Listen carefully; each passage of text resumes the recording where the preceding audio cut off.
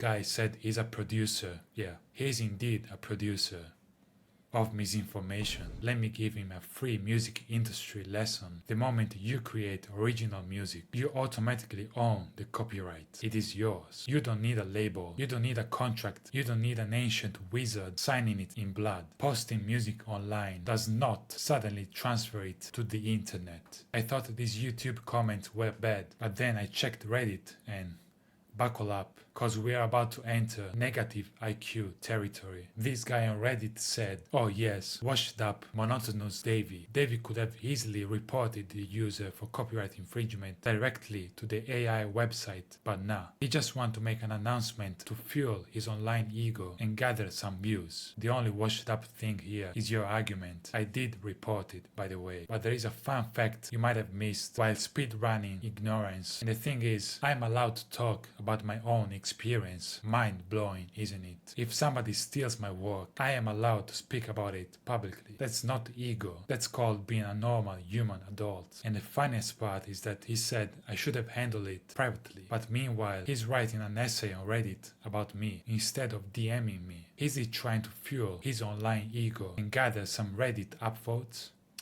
What a shame. Someone else on Reddit said, Lemao, this guy is a YouTuber that has gained his following by playing other people's bass lines. What an effing hypocrite. This man really equated covering songs with stealing audio files. Amazing. This guy's brain is like a loading bar stuck at 2%. In my bass covers or in any cover on YouTube, the revenue automatically goes to the original composer. Everyone is credited. It's legal. It's respectful. Stealing someone's actual audio, it's illegal, immoral, and also extremely stupid, like your comment. Got 2 more comments. I hummed a melody in the park once. Maybe that's why AI hums now. I should sue them too. He's trying to be sarcastic and funny, but obviously he missed the point of the entire video, because yes, if someone secretly recorded you humming in the park, fed your voice into an AI, and released a song with your actual voice in it, you should be allowed to sue. Sarcasm only works if you actually understand the topic. He tried to be smart, but the brain update failed to install. And final comment is, I'm suing Davey404. Perfect. I will see you in court. I will bring my bass, you bring your lawyer, and we will let the judge decide who owns the sound waves. Anyway, there are a lot more comments like these, but these ones I just showed you already cover every flavor of stupidity imaginable. If I keep reading, my brain is just gonna pack a suitcase and just leave. But on a more positive note, the user who stole my songs seems to have been terminated from that AI website, so at least someone pressed delete on his villain arc. Anyway, yeah, those comments were so amazingly dumb. They made me feel like a genius now. What about you? How do you feel? Let me know. And that's about it. Stay funky. How do you feel? Let me know. Dumb. They made me feel like a genius now. What about you? How do you feel? Let me know. And that's about it. Stay funky.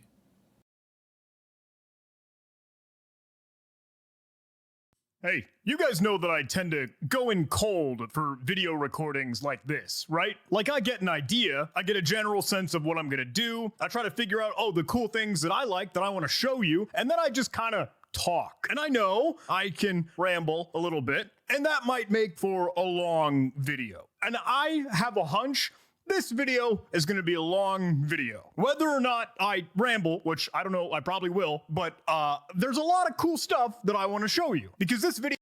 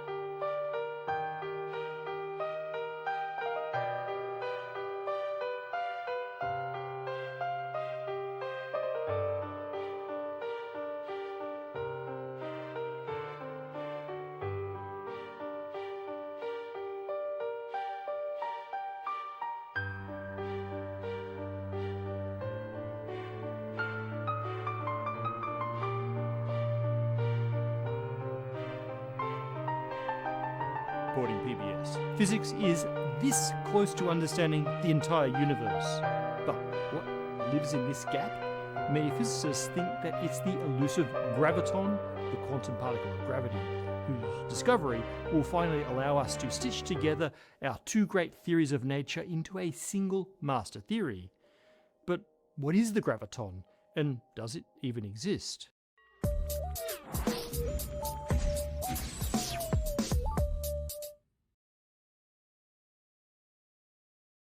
We have a couple of important announcements before we get started. First of all, it's time for the PBS annual survey. We're looking for your feedback. Every year, PBS conducts an audience survey to gauge our audience's interests, vote on show ideas, and help shape the future of PBS. We really do look closely at the data, and it's incredibly helpful. Also, the Spacetime fans have been one of the most well-represented fandoms on the survey, and we'd like to keep it that way. We put the link in the description, and if you have a couple of minutes, we'd love to hear from you. Next up, we're still battling the algorithm, and by liking and commenting on the episode, you help get the episode shared with more members of the Spacetime community. It really does help. You can also subscribe and hit the bell icon to get notifications. Lastly, if you want to believe in a future with warp drives, you can head over to the merch store to get an I Want to Believe UV Glow t-shirt or sweatshirt. The quantum revolution started when we realized that light is made of particles, photons. Max Planck guessed it and Albert Einstein proved it. Light is a wave in the electromagnetic field, so even from the beginning of modern physics, we have this idea that a force, the electromagnetic force, is communicated by these particles. As quantum mechanics evolved into quantum field theory, we also found the particles for the weak and the strong forces. That's 3 out of the 4 fundamental forces, leaving only gravity lacking a mediating particle.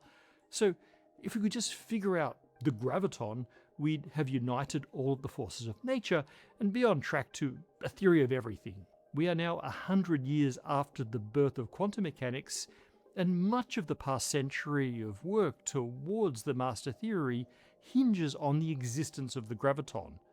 But does it exist? If not, much of the work in unifying these theories has been in the wrong direction. Now, we can describe the entire universe in terms of quantum mechanics and general relativity, yet they look wildly different to each other. On the quantum side, we have these fields filling all of space, whose oscillations give us the known particles of matter and 3 of the 4 fundamental forces. These quantum fields fracture into discrete shards as we zoom in, and their properties and their particles can never be pinned down precisely. But on the relativity side, we have space and time merging into a unified fabric of space-time, a fabric that can expand and warp. It stretches in response to matter and energy, leading to what we experience as the force of gravity. It's a pretty effective picture. Quantum theory gives us the stuff of the universe, relativity gives us the container.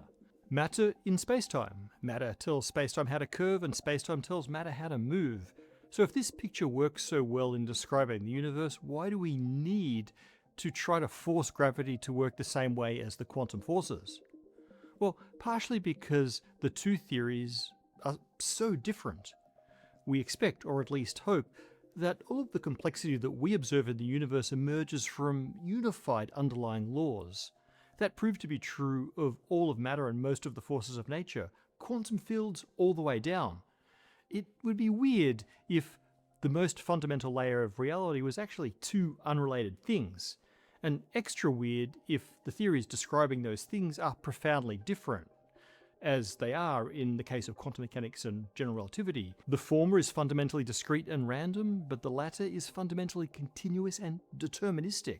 But maybe that's just how it is, 2 separate theories. It's not very elegant, but does the universe care what we find pretty? Now there's another reason, besides aesthetics, that we need quantum theory and relativity theory to connect. It's because at a fundamental level they actively contradict each other. Together they describe most of the universe, but in certain places like the center of a black hole or at the instant of the Big Bang, they generate contradictions and paradoxes that it seems, can only be solved by finding the master theory in which quantum mechanics and general relativity connect seamlessly. For various reasons, most physicists trying to solve this problem follow a particular path, the path of particles.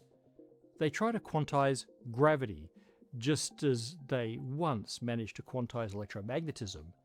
And the search for this theory of quantum gravity implies a particle that mediates gravity. That's the graviton. If the graviton exists, then gravity has to be quantum, and vice versa. Let's see why that's the case. So to get a photon, we start with the classical electromagnetic field, the one described by Maxwell's equations. A field in this sense is just something that extends through space and has some value at each point in space. That value can be a simple number, like say the density or temperature of the air in the room, giving us a density or temperature field. Or it can be a vector, a number and a direction. The EM field is like that, a strength of the force and a direction at every point in space. Fields can support waves, oscillations in the field strength that move through space. The density field in air supports sound waves. The EM field supports EM waves, which we know of as light. So when Planck and Einstein showed that light is made of indivisible particles, we were set on the path to quantizing the EM field itself. This process of quantization followed the development of quantum mechanics in the mid-20s and quantum field theory in the following couple of decades. Through quantization, the EM field is broken down into countless modes of all different frequencies. In this new description, even the empty or vacuum state of the EM field is made of those modes, made of infinite electromagnetic waves stacked and cancelling into nothing. And those virtual modes are made of discrete packets, just as is the real EM wave made of photons. So we can say that the EM field is made of virtual photons. In quantum field theory, we describe the quantum electromagnetic force in terms of other charged particles exchanging these virtual photons. Those photons take momentum from one particle and give it to another, causing the push and the pull that we see as a smooth electromagnetic force. Photons mediate electromagnetism. And we've talked about whether these virtual photons can be thought of as real before, but what is real is the fact that the EM field is extremely well described as being made up of quantized chunks. If we use basically the same process to quantize slightly more complicated fields, we get other quantum forces and their mediating particles, the gluons of the strong force and the W and Z bosons for the weak. It should not be taken lightly that this stuff works so incredibly well. We take a classical field, make some symmetry arguments to guess what other fields might exist, apply quantization rules, and boom, we figure out almost all of the particles and forces that make up our universe. The standard model of particle physics is arguably the most successful theory in physics and perhaps in science. It's not surprising that we'd want to envelop gravity and space-time into the explanatory magnificence of quantum field theory. So, how do we proceed? Well, we need to identify the field that we are trying to quantize and then apply the quantization rules just like we did with the other forces and fields. We do know that gravity behaves like electromagnetism in some important ways. It has a strength at all points in space. It also supports waves, gravitational waves, that also travel at the speed of light. There are differences, however. According to general relativity, the gravitational field is not a field on top of space-time like electromagnetism, but rather, in a very real sense, it is the fabric of space-time. This tangling of what the field is and what it lives in is going to be a problem, as we'll see. But for now, let's proceed. Let's get a little more precise.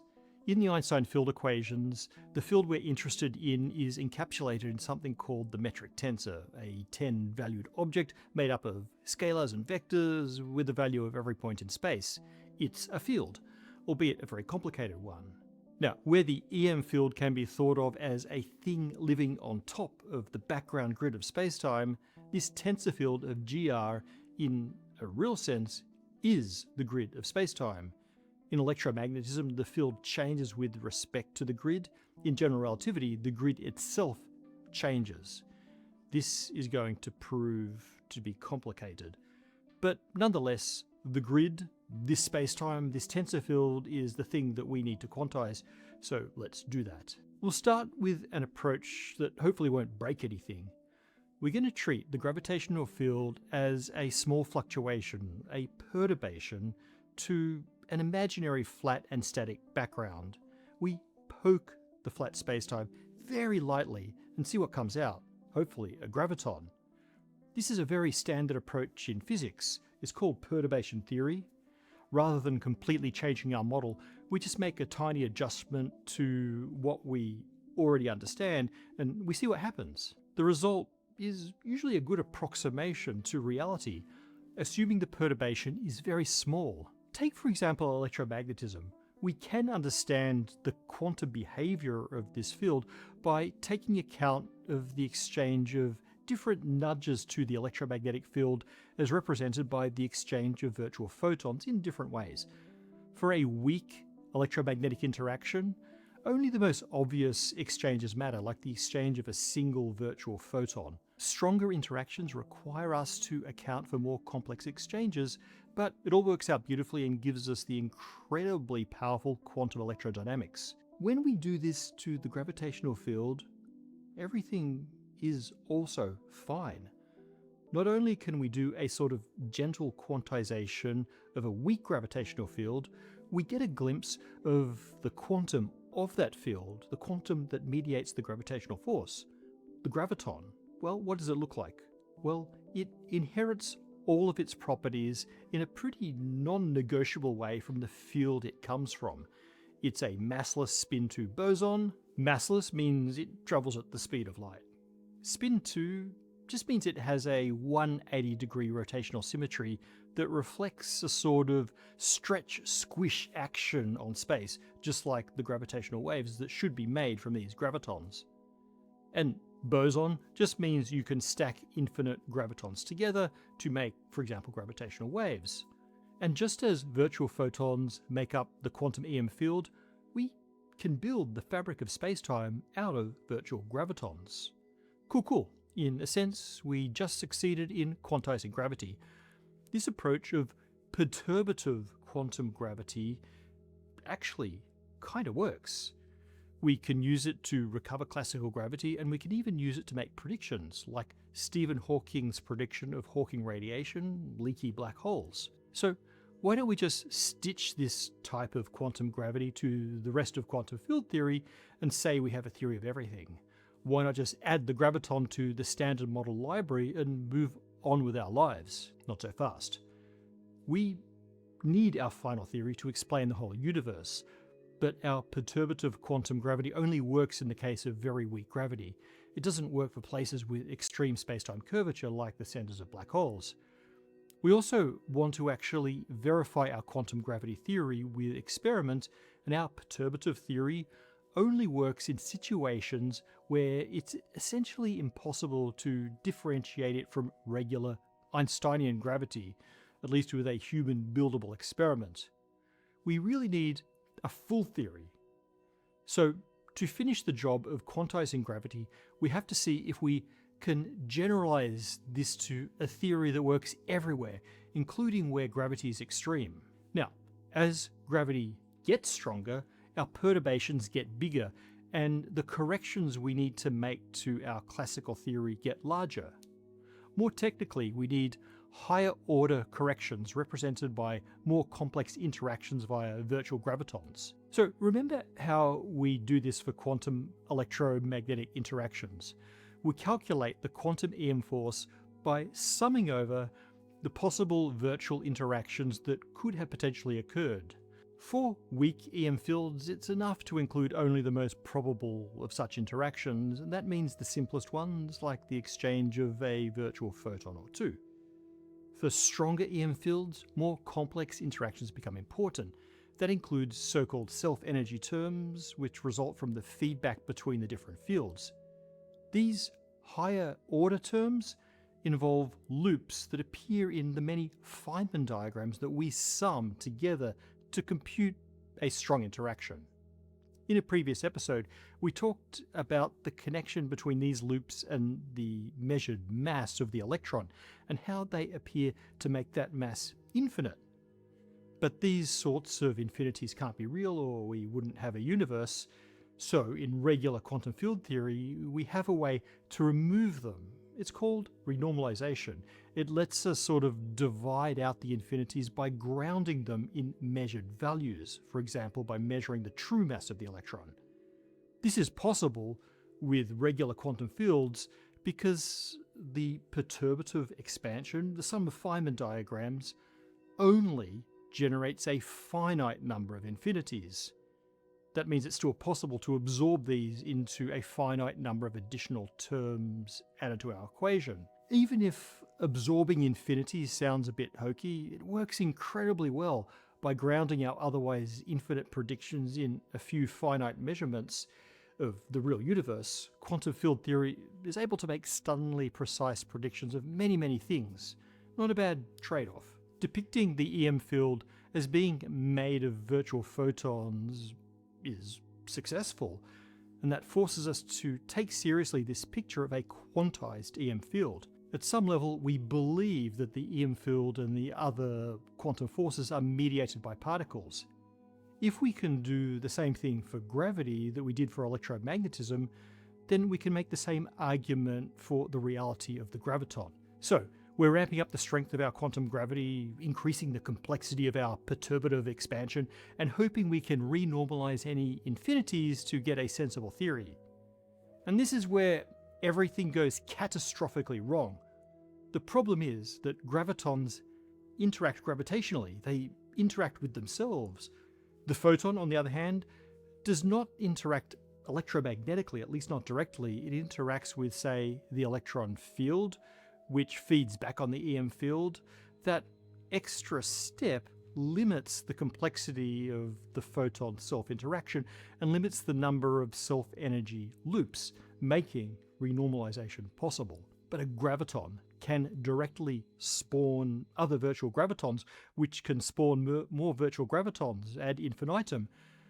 Instead of a finite number of self-energy loops, we get an infinite number of terms in our perturbative approximation that can't be renormalized or cancelled out with a finite number of real measurements. In cases of strong gravity, our quantum gravity theory becomes meaningless. We say that perturbative quantum gravity is non-renormalizable. We can also think about this in terms of the strength of the gravitational coupling. The gravitational constant gets stronger as the field gets stronger, ultimately sending the field's strength to infinity.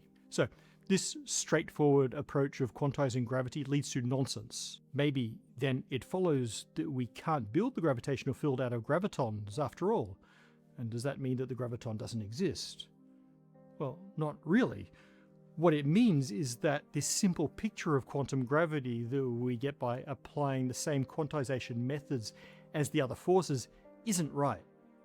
There may be a theory of quantum gravity that just can't be got by the simple perturbative approach. Interestingly though, the graviton itself that we found by that method that apparently doesn't work may lead us to the final answer. So even though the perturbative approach didn't get us all the way, that picture of the graviton is almost certainly right. If the graviton exists at all, then it has to be a massless spin-2 boson. Nothing else can generate the Einstein field equations in the classical limit. And that's why when we find a theory that predicts a massless spin-2 boson, our ears prick up and we wonder if we found a potential for quantum gravity. And that's exactly what happened with string theory. This was originally meant to be a theory for quark interactions, but a graviton-like particle popped out of the math in such a profound way that it sparked a many-decade quest to find a stringy theory of everything. You can't avoid the graviton in string theory, and in string theory, you also avoid the rampant infinities, because at the smaller scales where gravity can be the strongest, the graviton field itself is smeared out over the vibrating strings at the theory's core.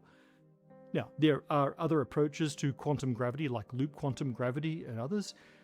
All of them have a graviton because without a graviton there's no path to classical gravity. It's again sounding like the graviton is inevitable, but again, no. It's only inevitable if gravity is fundamentally quantum in the first place. If the final theory looks more like quantum mechanics than general relativity, then we need a graviton. But what's the alternative? Well, it's that the fabric of spacetime doesn't have discrete chunks. It's not made of gravitons. Maybe a smooth, continuous spacetime is fundamental in some way. Now, a number of theories favour this option.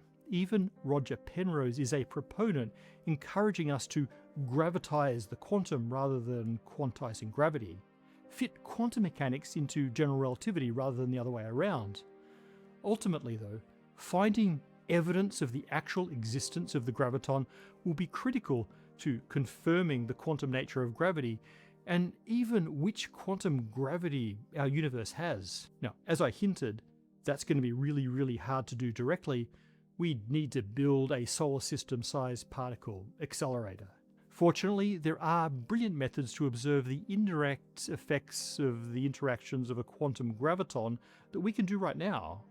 For example, spotting the mediation of quantum entanglement by a gravitational field or a Cavendish experiment, but with exceptionally tiny masses. One of these methods may pan out very soon, or we may have to start astro-engineering our mega collider. Nature has set a last gigantic hurdle to understanding her deepest laws. We need to understand and then to find the graviton, and then we'll hold the building blocks of space-time. Thank you to Brilliant for supporting PBS. Brilliant is where you learn by doing, with thousands of interactive lessons in physics, math, programming and AI. Brilliant helps you build your critical thinking skills through problem solving, not memorizing. Each lesson starts by helping you master the foundations, then levels you up to increasingly challenging problems. And if you're into physics, Brilliant offers a calculus course designed to help you understand how physics works. In the calculus course, you'll begin with rates of change, explore derivatives, and work your way up to three-dimensional geometry. To try everything Brilliant has to offer, go to brilliant.org/spacetime or click the link in the description. Brilliant's also given our viewers 20% off an annual premium subscription, which gives you unlimited daily access to everything on Brilliant.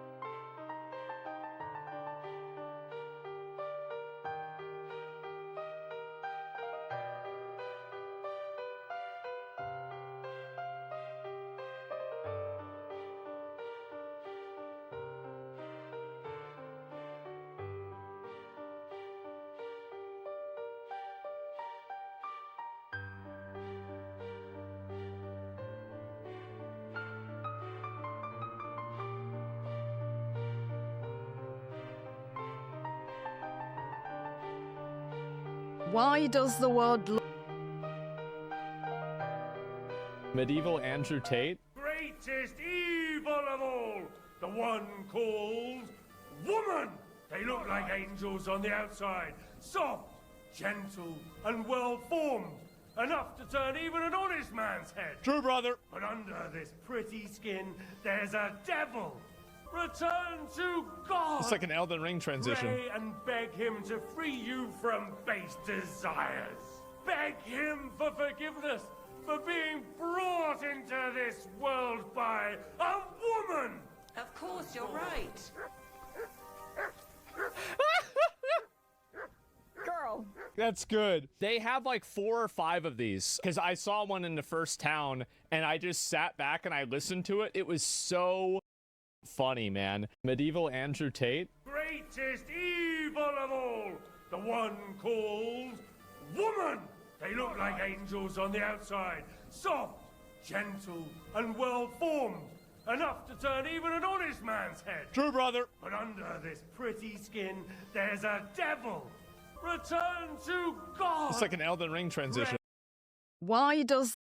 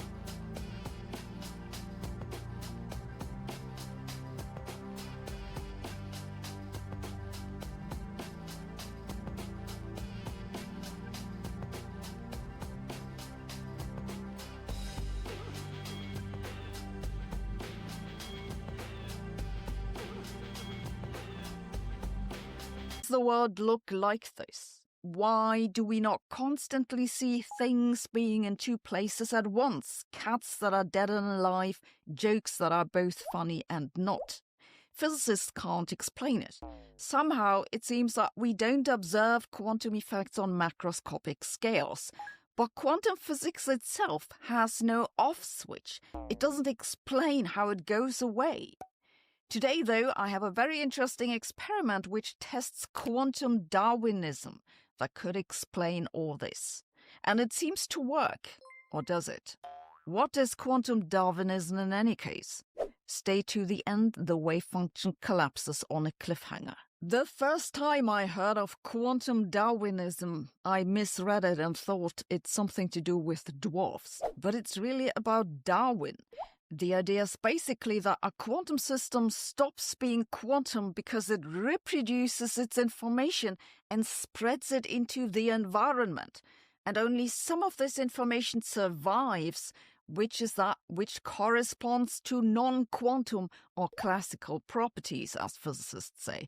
So it's a little bit like natural selection. Quantum Darwinism sounds somewhat vague at first, but the idea becomes clearer if you think about what it means to make a measurement.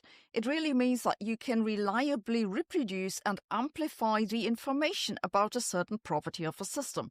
Say, the spin of an electron.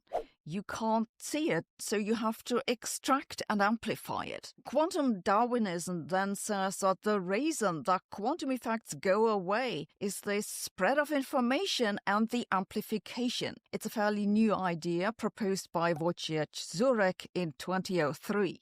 Yes, in internet years, that's the Cambrian, but in theoretical physics years, that's basically yesterday. How could you possibly test this? I mean, it's right in predicting that we don't see things in two places at once, or detectors are both click and don't click, but then we knew this already. If your detector both clicks and doesn't, please call a technician, not a philosopher. But what you can test is how the information from a quantum device spreads into its environment.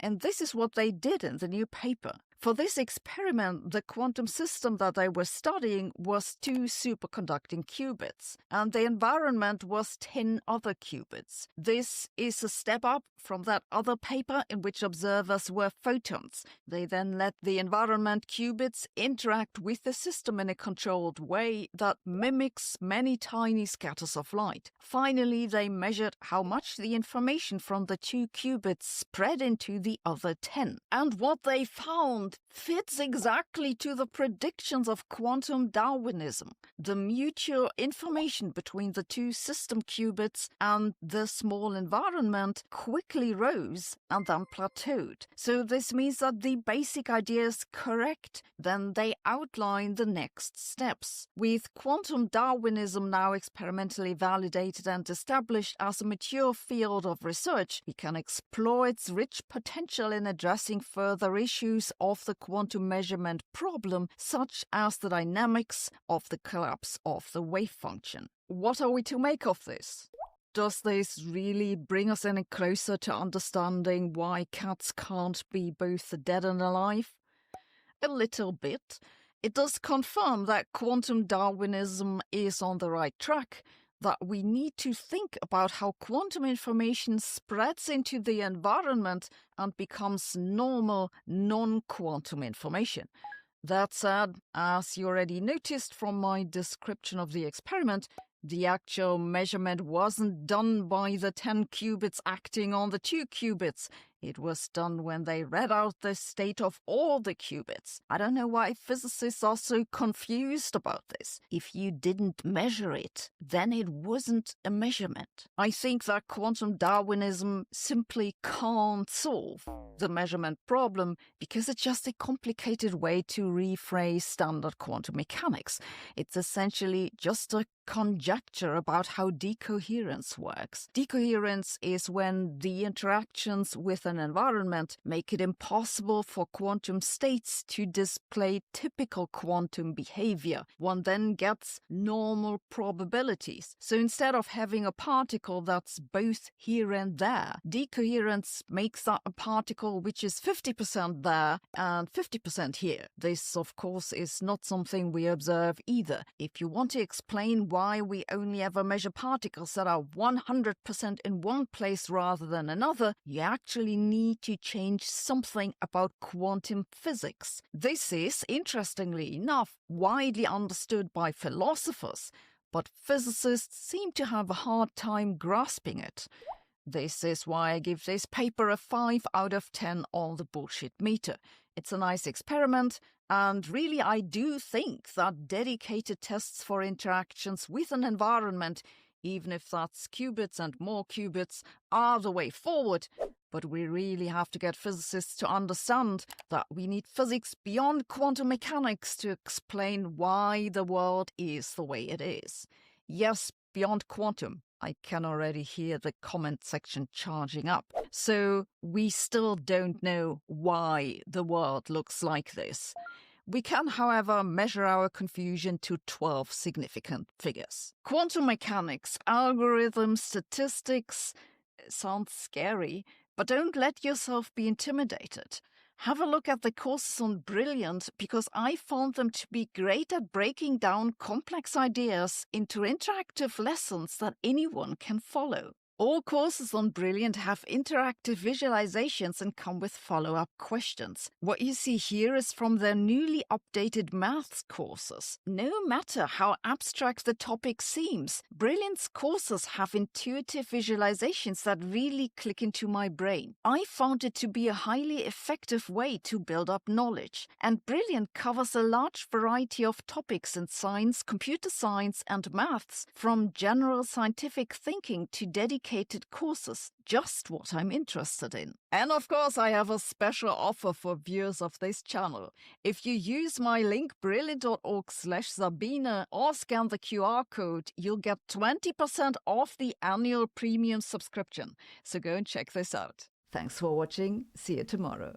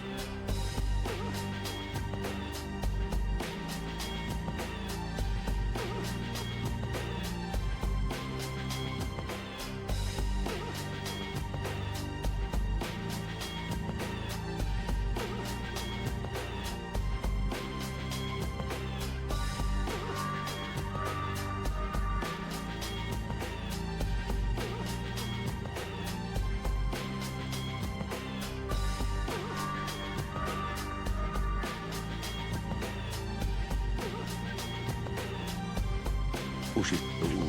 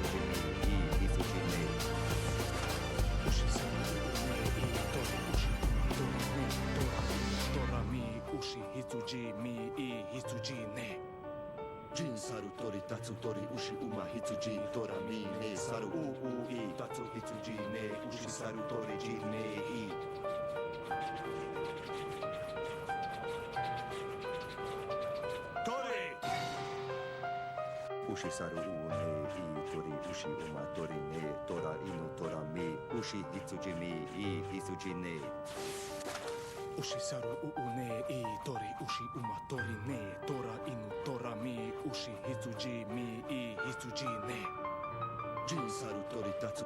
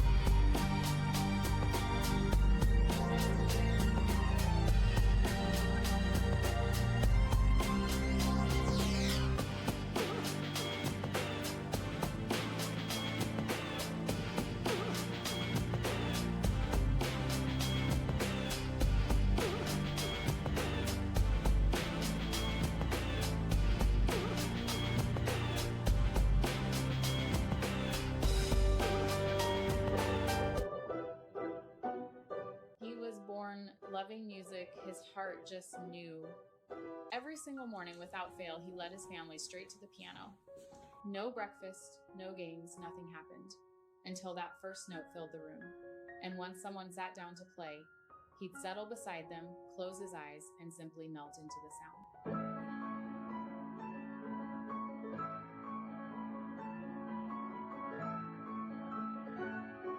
They first noticed it when he was just a tiny kitten. The moment a few keys were pressed, he would come running from another room. He'd sit close, lie on the floor, or curl up on a chair nearby, listening so intently it almost felt like he understood every single tone. Soon, it became their morning ritual. They played, and he listened. His name was Zlatko, a calm, gentle cat with soft fur and an even softer soul.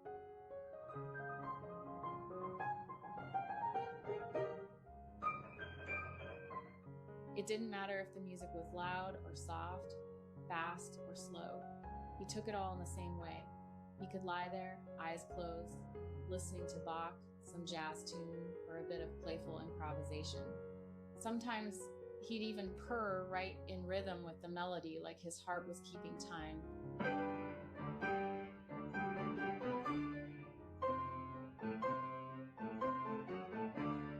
There were moments when it seemed like he really understood what they were playing. If someone paused too long or hit the wrong note, he'd lift his head and stare serious, almost disappointed. Once, one of them played carelessly on purpose just to see what he'd do. Zlatko jumped down, turned around, and walked straight out of the room, as if to say, nope, that's not music. From that day on, they always tried to play with care. Sometimes he'd stretch across the piano lid, feeling the gentle vibration under his paws. Other times, he'd curl up at their feet. And sometimes, he'd hop on a chair, rest one paw on a knee, and look up as if saying, "Go on, I'm listening." It became their quiet, beautiful tradition, a shared moment of peace that started every day.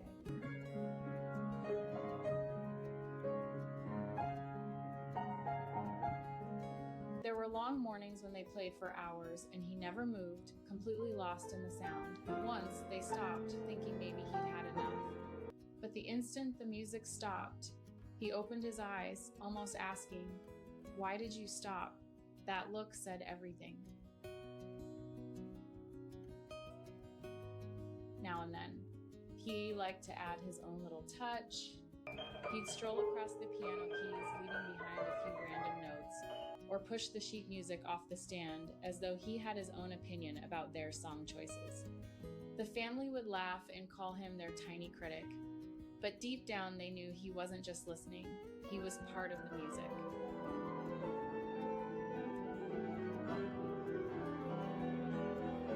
What amazed everyone most was how peacefully he slept when they were rehearsing. Not when the house was silent, but when the chords filled the air. When the music was full and alive, he'd drift off right beside them, deep, calm, and safe. It was like the songs wrapped him in warmth. Visitors who saw it for the first time were always surprised. "Does he really love music that much?" they'd ask. The family would smile and nod. To them, it had become so normal, yet each time it still filled their hearts with joy. It wasn't just adorable, it was connection, a soft, wordless bond between love and sound.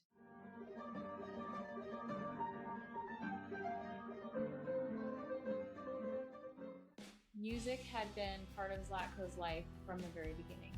No one taught him, he chose it. And now, they couldn't imagine a morning without that quiet little listener, his calm eyes watching, his heart quietly in tune. He didn't know music theory, but he knew when something true was playing. He'd breathe slow, purr softly, and drift to sleep beneath that gentle blanket of sound. If this story touches your heart, take a moment to remember sometimes love doesn't speak in words. It hums, it purrs, it waits quietly beside you. So listen closely. Cherish those silent, beautiful moments, and if you enjoyed this story, please like, share, and subscribe to keep the love and kindness spreading.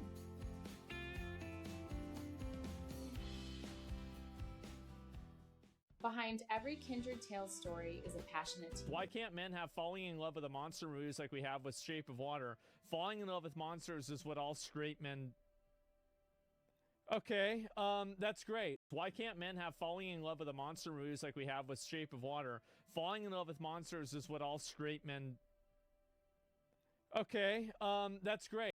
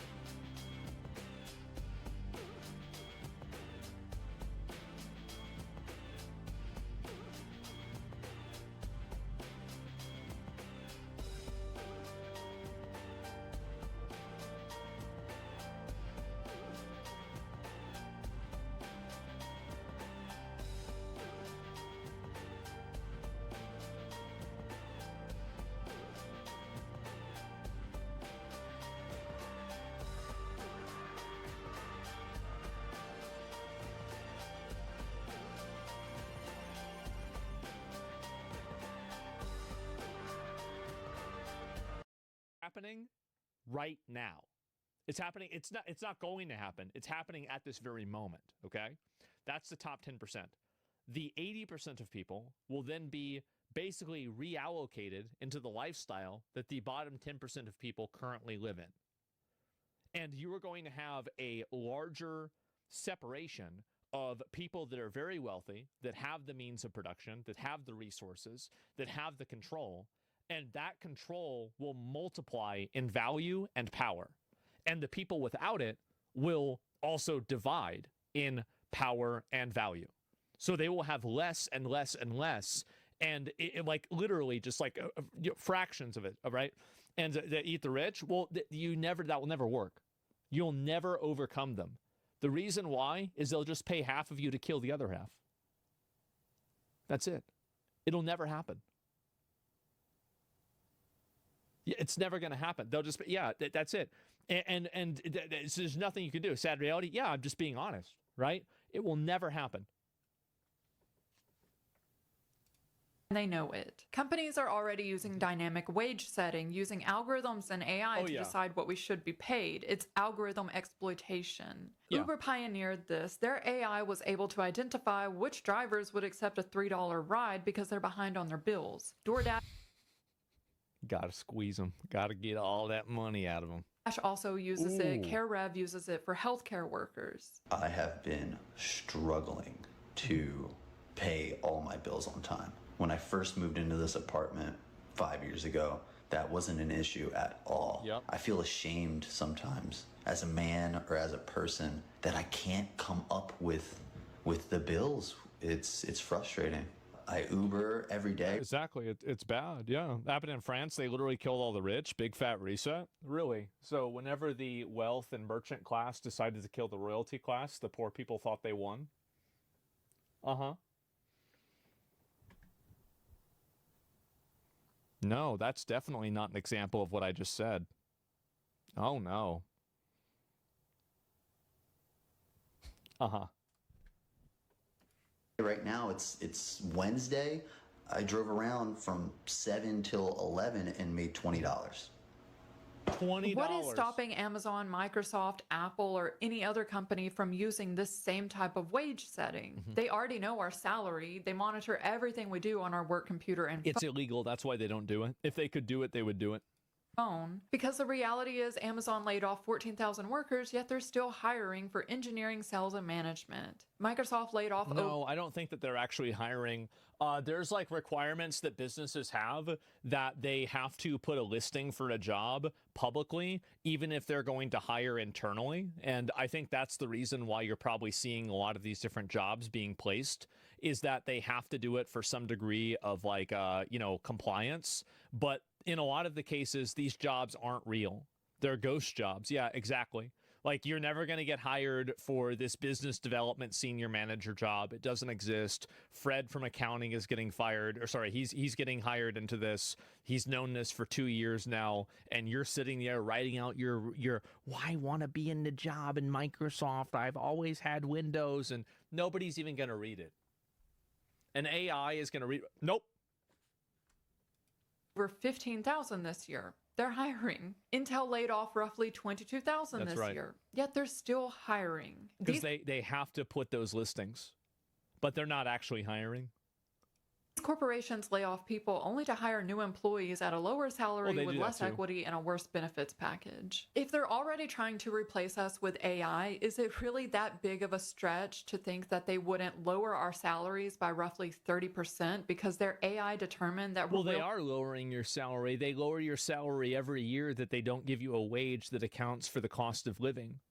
That's the problem. So even a very high wage, like $20, is actually not sufficient to live in a number of urban areas in the United States now. So the fact is that you are getting your wage lowered every single year because they're not accounting for that. Also, investors, see how many listings there are? Yeah. Willing to accept that salary in this economy. They increasingly give us worse salaries, while Andy Jassy, CEO of Amazon, made $40 million in 2024. His compensation is directly tied to Amazon's stock price. Right. The day Amazon announced 14,000 layoffs... There it is. I better buy some fucking Amazon stock. Look at that. Holy shit. Amazon stock jumped 13%. The day UPS announced 48,000 layoffs, their stock price jumped almost 13% as well. Which is why it's happening. It's because everybody knows this is the correct decision for a company to take, even though it's not the human-friendly decision. It is the correct decision, financially. Wall Street literally rewards human suffering. And so much. Well, yeah, of course. There's a lot of money you can make off of people being sick. Some of you may own. I went into the fucking the oncology place. I felt like I was walking into the Hilton fucking hotel with my dad. He got pancreatic cancer. And I walk in there, I say, oh, there ain't no way they're curing this shit. Yeah, bro, like you got these, these nice wooden walls, like everything, like these mahogany tables, these chairs. Like, yeah, bro, this is not. Yeah, they're not curing cancer. It's not going to happen. Amazon stock, because actually stock ownership in the US is at a record high. 62% of Americans own stock. But when we dig deeper, we see that the top 10% own 93% of all stocks. They want us to believe that this is about the... That's cute. The top 10% own 93% of all stocks. Yeah. They want us to believe that this is about the future and innovation when they're... Well, it is for them, their future, their innovation, not yours. Not yours, slave. Go back to your battery station and power my robot that massages my feet. No, I don't want you to do it. The robot has to do it. Literally just giving us a solution to a problem that they created. They're laying off real human workers today, investing that money into their dream of AI replacing all of us in the future. Man. She is right about everything, and it doesn't matter. The reason why people are so stupid, they can't even understand this problem. They have no idea. They can't comprehend it. Critical thinking is at an all-time low. People are more uneducated than ever. Nobody knows how to think. Everybody is going to be turned into a battery. And that's just the way it's going to be. I know some people might not want to hear that, but that's where we're at. That's it. Link the video. I'll link the video. Yeah, let me go ahead and link the video. Okay, yeah, idiocracy is in... Grok, is this true? Somebody says eating paint's bad for... Grok, what... Does red paint taste like apples and green paint taste like green apples? No? What does it taste... Oh, I could just check for myself. Oh, it tastes like cancer. Now you're a battery. The irony is that more people are unemployed, the less demand for these companies' products. Well, the thing is that that's why you need to have the wealth redistributed into the economy. Exactly. And also, apparently that's not true. A lot of people aren't realizing that a tremendous amount of consumerism comes from a very top echelon of consumers. So you have people that are spending ridiculous amounts of money that are like, basically, it's like, you're voting once, they're voting 1,000 times.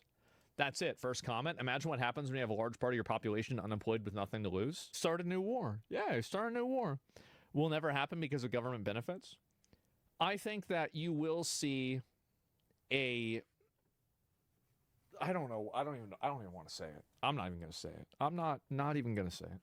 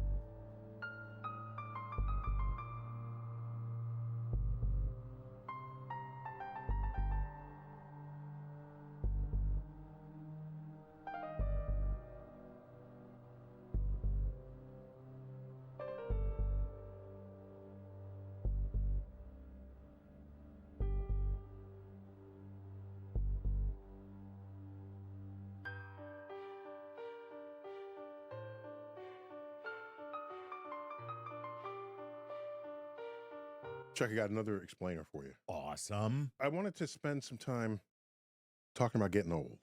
Are you feeling it, bro?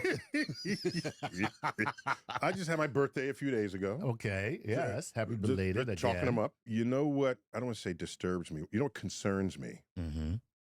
How much advertising swirls around a person's effort to not look old. Okay, yeah. I mean, because we live in a youth-obsessed culture. Correct. So what happens is your value decreases as you appear to be older. And meanwhile, there's another part of that marketplace that feeds people's urges to look older, like preteens. Yes. Here's how to put on makeup and you can look older. Oh, dude, look at you. This is profound. Go ahead. No, so up to a certain age, they're marketing things to you so that you look older than your age. Right. And then after a certain age, they market things to you so that you can look younger. This is a grift. So I think a lot about this. Okay. And then I ask myself, how do I feel about getting older? Right. Okay. And let me just give you a little backstory. As you know, I used to wrestle. Yes. Captain and undefeated in my high school team. Very nice. When I finished wrestling, I also did some dancing. I was a performing member of 3 different dance companies. Oh, wow. And so that probably had the greatest impact on my physiology than anything else. Dancing. The wrestling gives you muscles and strength and stamina, but the dancing... Coordination, dexterity. It makes you aware of what your body is doing at all times. So I know where my center of mass is and what self-awareness that brings. When I stopped dancing, I said, okay, it's time to get back to work. So I start writing and I write books. I get my PhD, this sort of thing. Okay. So my life kept going. Very important fact here. My life kept going. There are people who come later, they say, hey, why don't you go on Dancing with the Stars? Wouldn't that be a cool... Yeah, for you to go on Dancing with the Stars. Right, exactly. Yeah. Okay, and I say, no, I used to dance. That's a chapter of my life. I'm doing other things now. Because I thought about it. So you look at that as going backwards? Taking a step backwards? Yes. Okay. Yes.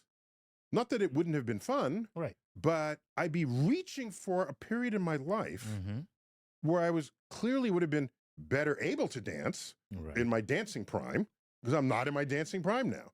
So I'd be less than that, but I'd be trying to reach for something that's not entirely accessible to me. Right. Then I thought about it. It'd also be a sign that your career is over. Is that what that is? Yeah. It's a joke, okay, people? And then I thought, and I'm making up this story, but it's not implausible. I'm the football quarterback in high school. Right. And I threw the winning touchdown in the final game. State. Okay. I won state. And then I got a trophy. Right. It's on my mantle. Right. And then I graduate high school and I go work at the gas station or whatever. Okay. Become a fireman. Something, an after high school sort of thing you might do. I'd always be looking at that trophy. Right. Anyone who walks by the mantle, I say, now you're a Bruce Springsteen song. You know?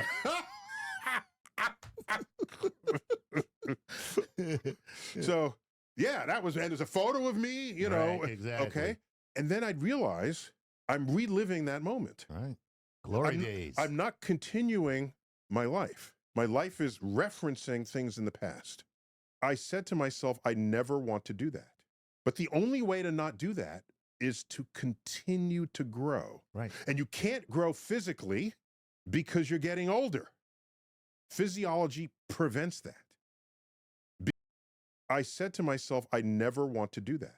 But the only way to not do that is to continue to grow. Right. And you can't grow. Your Bruce Springsteen song. You know?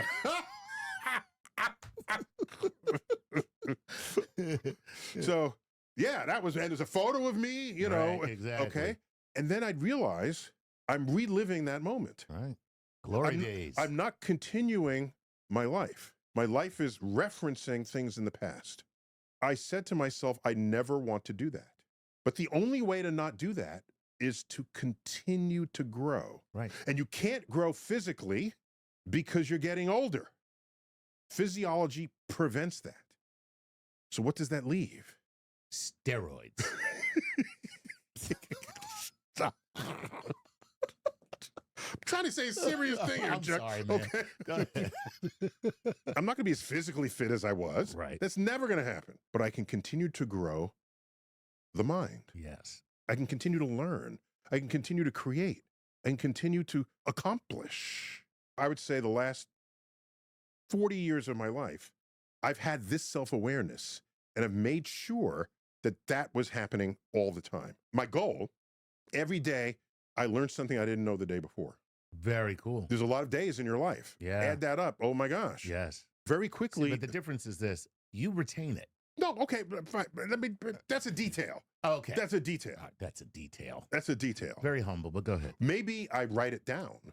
Have you considered that? Maybe that's my problem.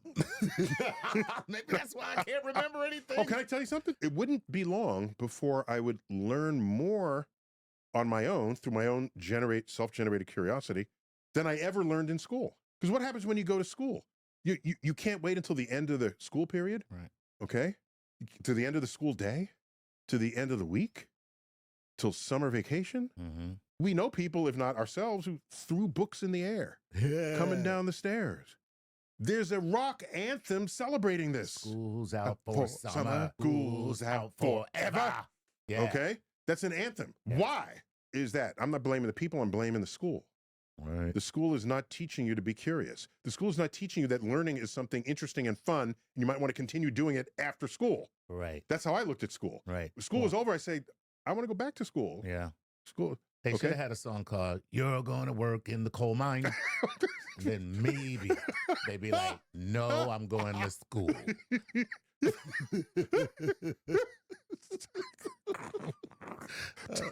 All right. So Anyway. it doesn't take long before you have more knowledge, more sort of awareness of the world than what you learned in school. Right. That's all I'm trying to say. I got you. And all the while you're buying books, you're watching documentaries, you're learning. All right. Every day I want to learn something I didn't know the day before. It's true 4 or 5 days a week for me, not 7. 7 is my goal. Right. Some days I'm just on the couch, eating popcorn, watching a movie. Okay. Okay? What I have found is one day I woke up and I say, I am vastly wiser than I have ever been. What do I credit that to? I credit that to continuing to learn, encountering things that I've never heard of, don't know about. I'm at a cocktail party. Someone says they're an expert in whatever, and I'm all over them with questions about their expertise. All over. If they paint houses, I say, well, what's different about the latex versus the oil base versus this? And how come sometimes And you they're put like $200?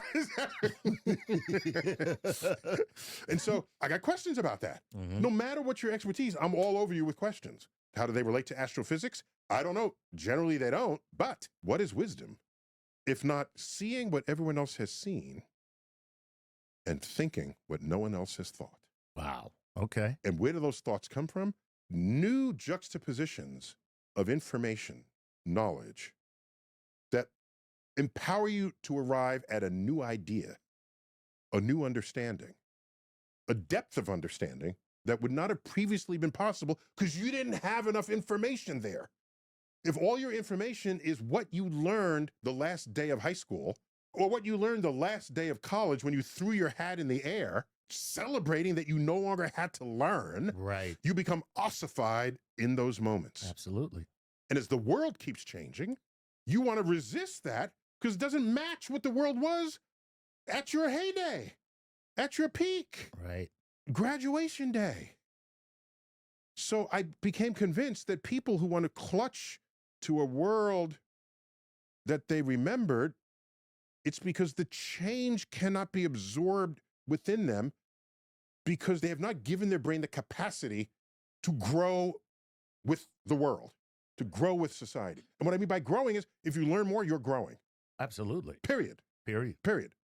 So 2 years ago, I wrote a book, Starry Messenger. Yes. Cosmic Perspectives on Civilization. Mm-hmm. I could not have written that even 5 years earlier. Right. It didn't even occur to me to write that.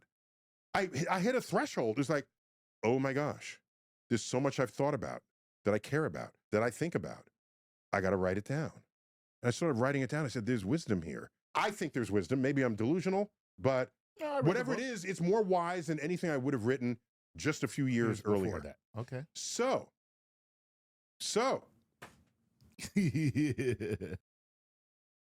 There's nothing wrong with getting old, provided you have wisdom to show for it. Every day that I can't do that incremental extra push-up, I have something wiser in my thoughts. A brain up? Brain up, push-up. I'm doing brain ups instead of push-ups. So no, I don't need to look younger. My gray, I'm grayer than what you see here. Yeah. Okay. So I do tint my hair.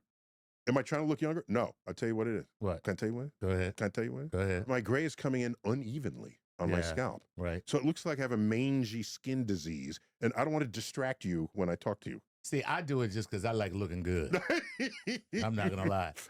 Now, if my hair came in white, because I'm gray in the temples. Okay. I'm graying in the temples, only right here, and then some back here. But it comes in, instead of white, it comes in, it looks like the color of rock salt. Otherwise, I would celebrate it because I like it when I see dudes with the like stark white or silver. Oh, man, that would be cool. So I'm just saying, the goal I hold for myself as I get older is to make every day worth it. Because every day I'm alive, I'm one day closer to death. True. That's true for everyone, Everybody, of course. yeah. But when you're on the other side, Right, it's a when you little can closer. see the finish line. Gets a little more real. Is that the finish line now? Oh, my God. That's the finish line. Oh, I'm running out of runway. So how am I going to land this plane? That actually gives me a bit of urgency. If I knew I'd live forever, what hurry would I ever be in to accomplish anything? So true. Plus, knowing I'm going to die actually gives that much more meaning to the days that I have left. True. Yeah. And if you run the arithmetic on that, knowing you're going to die gives meaning to your life, then living forever means living a life of no meaning at all. No meaning at all. Everything you say makes sense. I'm at a point now where the aging process is starting to take its toll, and the only thing I really care about is what is happening to my prostate. I just don't get it, man. TMI. This is TMI so alert. I mean, this is insane. Seriously. TMI alert. So the funny thing is, at this age, I see younger people in their 20s or 30s. Right. They are certain they know what's going on in the world. So stupid. No, stop it. My God. I'm going to tell you right now. If you're in your 20s, you are the biggest dumbass ever. I'm just letting you know. The only 20-year-olds who are smart are the 20-year-olds who know that they're stupid and they want to listen to somebody twice their age. If you ain't that... Well, I hear that. Well, Socrates is in your camp. Yeah, what did Socrates say? The only true wisdom is knowing that you know nothing. Yes, exactly. No, but I would buffer that and saying true wisdom is knowing what you don't know. Exactly. Right. Okay. That is being aware that you don't know something. Right. Listen, the awareness of your ignorance is the path to knowledge. Correct. Yeah. Right. And so that's what you were saying about learn something new every day. You just keep every day. Yeah, it's very cool. Every day. And every week, every month, it was like I have a new insight into the world. It's very cool. And fortunately, I have a platform to share it for those who may benefit from it. So Chuck, let me end on a little proverb. I don't know what you call these things. Okay. Told to me by a fellow graduate student when I was getting my PhD. Okay. He's from India. I don't know where he got it. Is it Hindu? I don't know, but here it is. He who knows not and knows not he knows not is a fool. Shun him. Okay. He who knows and knows not he knows is asleep. Awaken him. He who knows not and knows he knows not is hungry. Feed him. Okay. He who knows and knows he knows not is wise. Follow him. Wow. I know one that goes, I know that you know that I know that you know that I know. Okay, I think we're done here. I liked it. Yeah. That was a little close to home. Yeah, all on right. Getting old. Yeah. And one of my likes in life is I like the wisdom of age and the enthusiasm of youth. That's a mic drop. We good.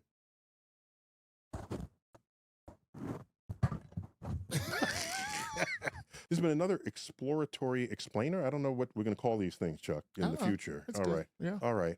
Just a little bit of insights into getting old and being proud of it, owning it. Yeah. There you go. As always, keep looking up.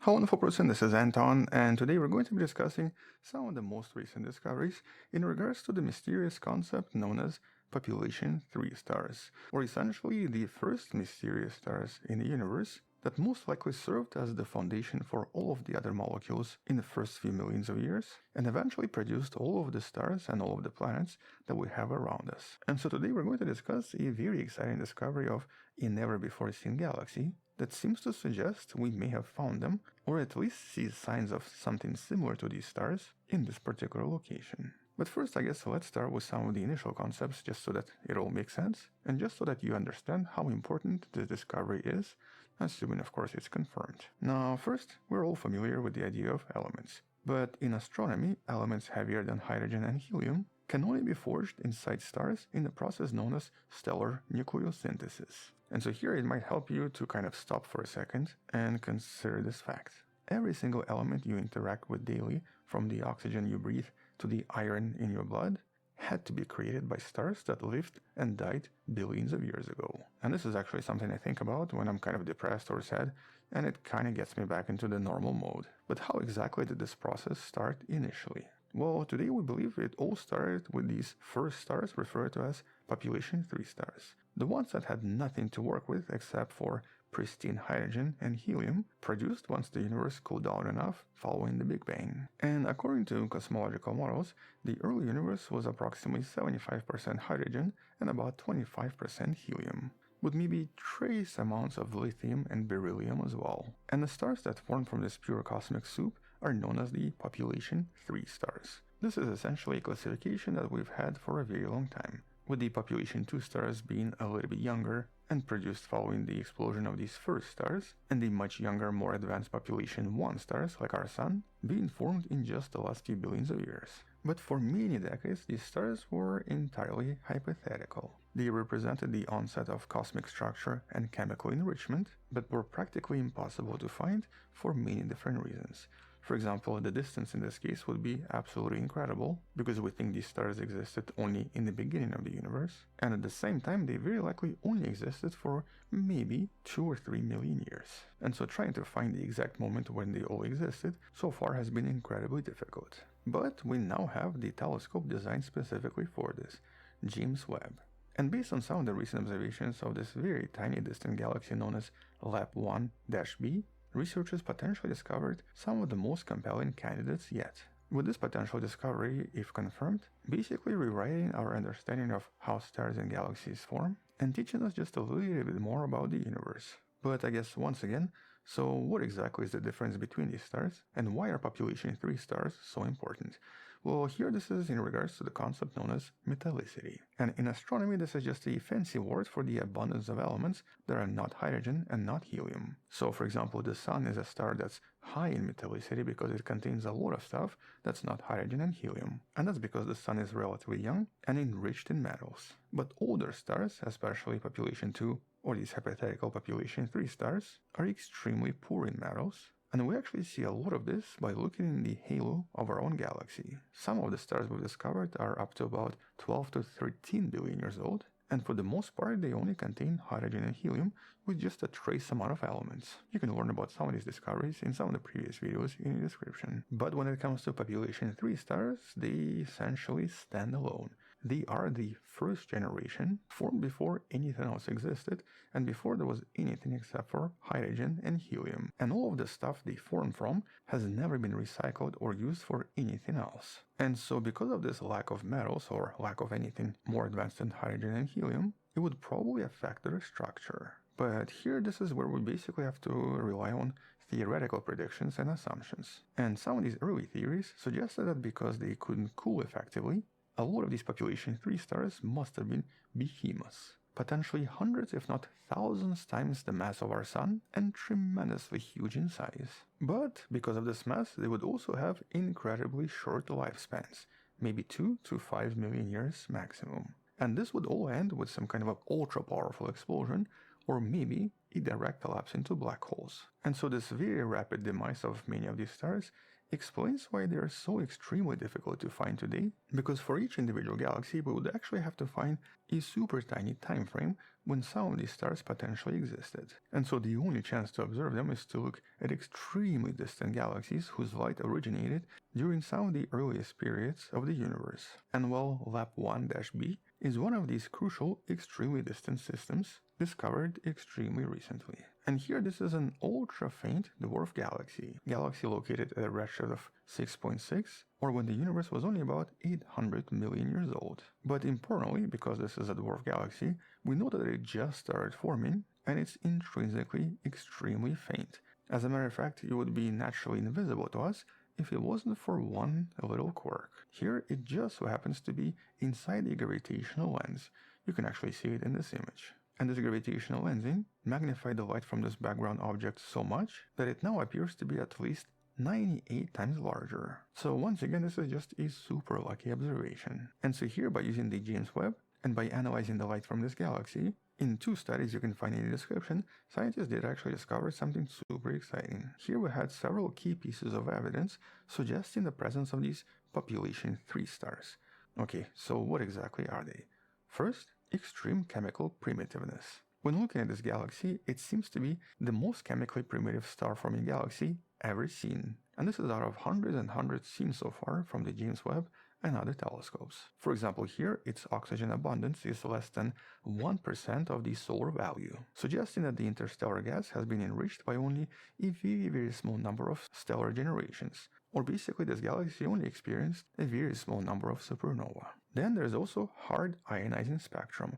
This galaxy exhibits an exceptionally powerful ionizing radiation with something emitting high-energy photons. And this type of radiation is inconsistent with your typical metal-enriched stars or population 2 stars, or even black holes. But surprisingly is almost a direct confirmation from theoretical predictions for the emissions of population 3 stars. Or just to rephrase this, the very powerful radiation coming from this galaxy seems to be consistent with the models for zero metallicity massive stars. The UV light that they seem to form is almost exactly a match. Likewise, there's an elevated carbon to oxygen ratio that's approximately 1 to 2 times the solar value, despite the extremely low metallicity, and this elevated CO ratio is predicted as a typical chemical signature of population 3 stars. Specifically, it seems to match models where population 3 stars explode as a very faint supernova. And so in these types of scenarios, the initial explosion is kind of weak, preventing the ejection of the inner oxygen-rich layer, which then collapses into a black hole, and the carbon-rich outer layer is expelled, enriching the surrounding gas with carbon. And this is right now the first object ever to consistently agree with the 3 key theoretical predictions proposed by previous studies, with the theoretical modeling suggesting that finding such an object, especially using these highly magnified observations through the gravitational lensing, is statistically expected at this exact redshift. Or just to rephrase this, in terms of statistical probability, this is exactly what we expect to see and when we expect to see it as well. And this object even supports the predictions for the initial mass function, with the emission lines so far being entirely consistent with the presence of these massive population 3 stars, and specifically massive stars formed inside these low-mass clusters. But interestingly, so far the data from JWST shows us that the total stellar mass is surprisingly low, less than 2,700 solar masses in total. As a matter of fact, the calculations based on the observed light suggest that the cluster here contains roughly around 1,000 solar masses of population 3 stars, aligning with the prediction of small clusters and either one or several stars, approximately 1,000 solar masses in total. And by the way, all this was reported in 2 separate studies from 2 separate teams, whose research you can find in the description below. So this is definitely a super exciting discovery, because in this case, two separate teams seem to have come to the same conclusion. But here there was still a somewhat interesting point of contention, and specifically in regards to the galactic mass. When analyzing the galactic kinematics, or basically looking at how gas is moving around the galaxy, researchers discovered a very broad hydrogen line suggesting a very high velocity of dispersion of approximately 58 kilometers per second. And this would suggest something really massive in the center, with a mass of about 10 million solar masses. And so if everything here was driven by gravity, it would suggest the galaxy is embedded in an extremely massive dark matter halo, which would be very difficult to explain. However, this dynamical mass is over 100 times higher than the combined mass of all of the stars in this galaxy, which, as I mentioned, is less than 3,000 solar masses. And even though there might be about 10,000 solar masses of gas, this is still just a little bit too massive based on modern theories. And so this huge gap between observed matter and invisible matter suggests that the system is either extremely dark matter dominated, or is basically inside some kind of a massive chunk of dark matter, or there's something else entirely different going on here, and something that currently does not make sense. Now obviously one explanation could be some kind of a central black hole, but no emissions resembling a black hole seem to be visible. But scientists do offer at least one alternative explanation. This very broad hydrogen line might not be due to gravitational orbital motion, but instead some kind of a very fast gas outflow that's actually driven by intense radiation and intense stellar winds coming from these extremely powerful population 3 stars. Or in other words, the fact that we see something moving so fast is not really because it's spinning around something, but because it's leaving the galaxy, with the velocities predicted by simulations once again being consistent with the observed line width, and once again supporting the idea that this galaxy seems to be hosted by theoretically small and somewhat cold atomic halo that seems to have a few of these massive stars inside of it that are driving all of this expansion. And so right now, based on all of the observations, the discovery of this LAP-1b galaxy seems to align with a lot of theoretical predictions on the population 3 stars and on what we should be finding somewhere out there. And while population 3 stars were traditionally thought to be enormous, some of the new computer simulations have also challenged this idea as well. As a matter of fact, some of these simulations discovered that very strong and very powerful turbulence around these stars seems to develop inside of these molecular halos and produces very turbulent and very violent winds, sometimes up to 5 times higher than the speed of sound inside of this gas. And this massive turbulence efficiently stirs and compresses the gas, causing the primordial star-forming cloud to fragment into multiple clumps. And so in these types of situations, it would most likely produce less massive population 3 stars, anywhere from 1 to 40 solar masses in total, instead of hundreds or thousands of masses. But because this is so super far away, it's going to be very difficult to tell if this is just a few really massive stars, or if it's hundreds of small stars appearing as one. Nevertheless, the properties from this galaxy do actually suggest an evolutionary connection to a population of galaxies we even see today, the ultra-faint dwarf galaxies. Ancient stellar relics that we discovered in the local universe that are mysterious in their own right. And so this galaxy's low mass and extremely low metallicity, dominated by dark matter, and even the elevated carbon to oxygen ratio seem to actually match characteristics of some of the nearby UFDs, which implies that this galaxy is possibly something that's going to one day become an UFD, a low-mass galaxy captured when it was still actively forming stars, but that one day is going to become extremely quiet and almost completely lack any stars, becoming dominated by dark matter. And we actually discussed one of such galaxies extremely recently in one of the videos in the description. And so observing this galaxy gives us a rare window into a lot of mysteries of astronomy. Because here we potentially have observations of the first stars, but also mysterious galaxies we discovered not so far away from us. And so assuming this is confirmed in the next few months, this is going to be a landmark achievement. Mostly because it provides spectral evidence for the existence of these first stars, and officially proves the existence of these zero metallicity stellar populations that were predicted by various models. But naturally this was not an accidental discovery. Obviously the gravitational lens was accidental, but the James Webb was specifically designed to find these stars. It was actually one of its primary missions, and so finding these primordial systems was exactly what James Webb was made for. And this is a really important study for cosmology. It essentially provides us with a very important link between the post-Big Bang universe, with basically no stars and just a lot of primordial matter, and the chemically enriched cosmos we inhabit today. But we still need to hear about what other scientists think and wait until additional explanations or possibly counter-propositions on what exactly this is. Anyway, we'll definitely come back and discuss this more in some of the future videos. Until then, thank you for watching, subscribe, come back tomorrow to learn something else, support this channel on Patreon where you can find additional videos without any ads and can DM me directly, or by joining a channel membership that grants you early access. You can also buy the wonderful person t-shirt that features James Webb in one of the links in the description. Stay wonderful, I'll see you tomorrow, and as always, bye-bye.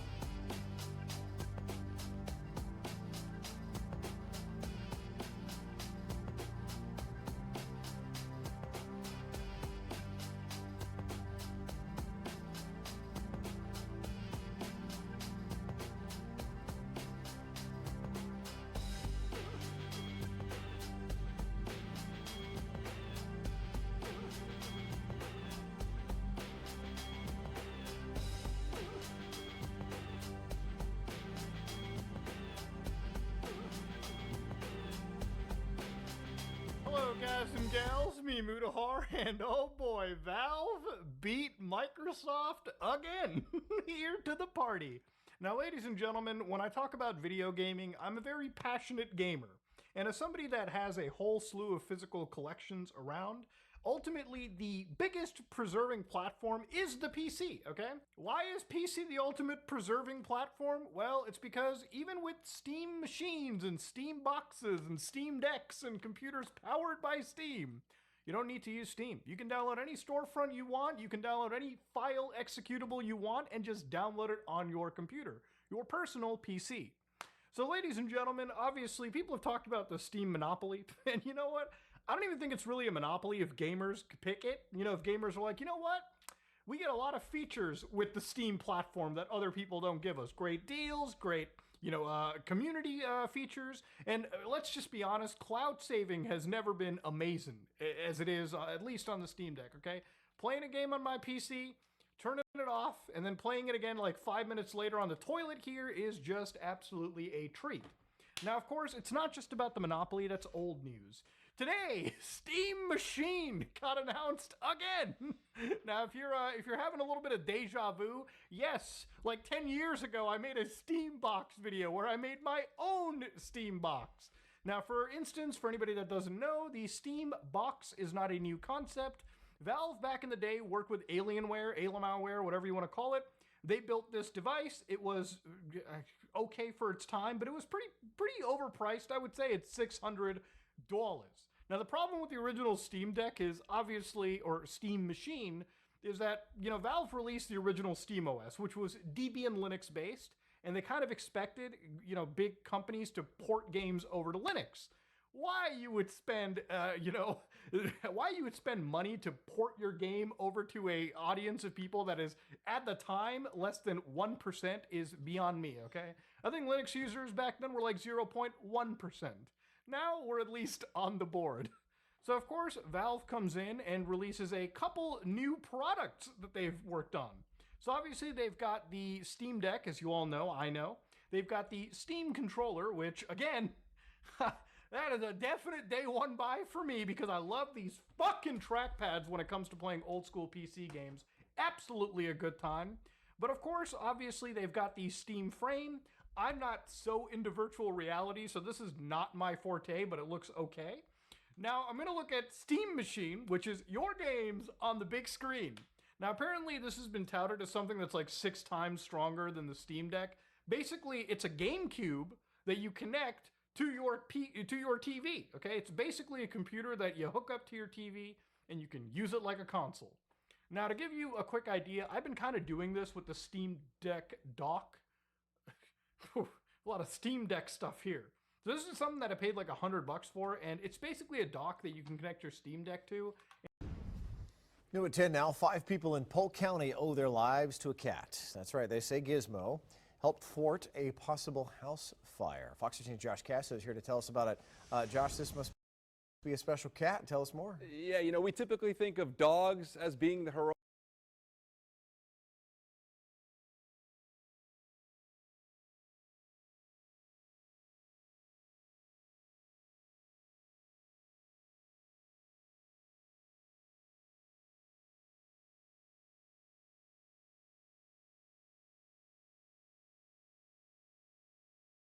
When a star collapses and leaves behind a neutron star, it creates one of the strangest places in the universe. From the outside, it looks simple, a small sphere spinning in space only about the size of a city. But inside, the pressure is so extreme that matter is forced into forms we have never seen on Earth. The core of a neutron star is where our understanding of physics is tested to its limits. It is not enough to describe it with the rules we know from nuclear experiments or particle accelerators. Those tools can only mimic such conditions for the briefest instant. This mystery matters because it connects directly to some of the biggest questions in science. What happens when matter is crushed beyond the limits of atoms? Do exotic particles emerge, or do neutrons themselves break apart into quarks? Could the core of a neutron star be showing us a glimpse of the conditions that filled the universe in its earliest moments? We don't yet know, But each new discovery brings us closer to answering questions that go to the heart of physics and the nature of reality itself. When you look at a neutron star from the outside, it seems like a simple object, a tiny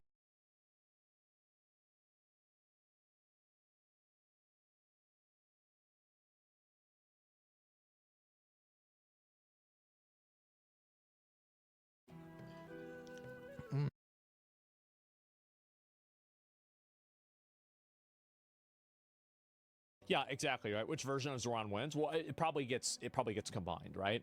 But it's just confusing for people to see it. But the instructions explained it. The instructions explain this. Have you ever talked to a person? Like, have you ever talked to a person? You really think you're gonna just, oh, well, it's explained to them. That doesn't matter. They're retarded. The average person is retarded. So you can't expect that to happen. Incorrect IDs aren't required, but address confirmation and signature are. Zoran is on twice because the nominee for both Democratic parties. Yeah, like, I think that just in general, having the same nominee on there for multiple times is confusing for voters because they're going to start thinking, well, should I vote for this one or should I vote for this one? Or should I vote for this one or should I vote for this one? It's just very confusing for people, right? And I think that overall you shouldn't have that because it's just confusing. And I get that obviously for a lot of people it's not confusing. And, you know, if you have above a room temperature IQ, you immediately see what's going on here. But at the same time, it doesn't really matter, right? Let me go back and see if I can find the rest of this. Just exposed New York City's election fraud as a fraud to his followers. No ID is required. Is that true? Let me see if I can find it. As we approach election day, just remember it's time for residents to remember. I mean, I don't really see how playing the 9/11 clips is just not really going to work, man. It's just not.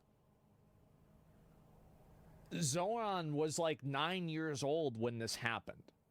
It's not like he was supporting 9/11. He actively said that he didn't support Hassan at a debate. At a debate, he actively said that. I mean, what more do you want him to do? Muslims died to win it? Yeah, okay. Well, anyway, so American brains are fried. I understand that a lot of people have criticisms of Muslims or of Islam, etc., but I don't really think this is a very strong point to make. I just don't think so. I'm sorry, I don't think so. Our election is rigged. No ID is required. If you don't need an ID to vote, that's retarded. I'm sorry. I think that is absolutely fucking retarded. You should 100% need an ID to vote. Yeah, it's rigged. Yeah, I mean, what do you mean you don't have an ID to vote? Yeah, what is this? Also, your Twitter algorithm is mad racist? I mean, I don't know about that. I mean, I'm sure other people are going to get different versions of it. But I do wish, by the way, you're bringing up a very good point. I wish that there was an aggregation system on Twitter that just showed the most talked about and the most popular things in terms of a topic rather than things that were based off of an algorithm. So instead of like, they should have a for you and also a top instead of just a top. So like the for you would be tailored specifically to your algorithm, and then the top would be the actual top posts discussing the topic. So that's in my opinion, right? That's what I think they should do. So a general version, yeah, exactly, right? And that way people aren't confused. They don't know what they know what's going on, etc., right? That's my opinion. I could be wrong about this, but that's still my opinion. But anyway, let's go back over here. Top is top for you. Yes, exactly. But it should not be that. And let me go back. I'll see if I can find a few more of these here. Meanwhile, it's New York election day in New York City. This is just, bro, like, oh my god. Oh man. Zoran Mandami is listed twice on the ballot. Well, let's see what the odds for him winning are. Let's pull it up. $400 million have been invested, or I don't know, like wagered, I guess maybe, on the New York mayoral election. Zoran has a 94% chance of winning.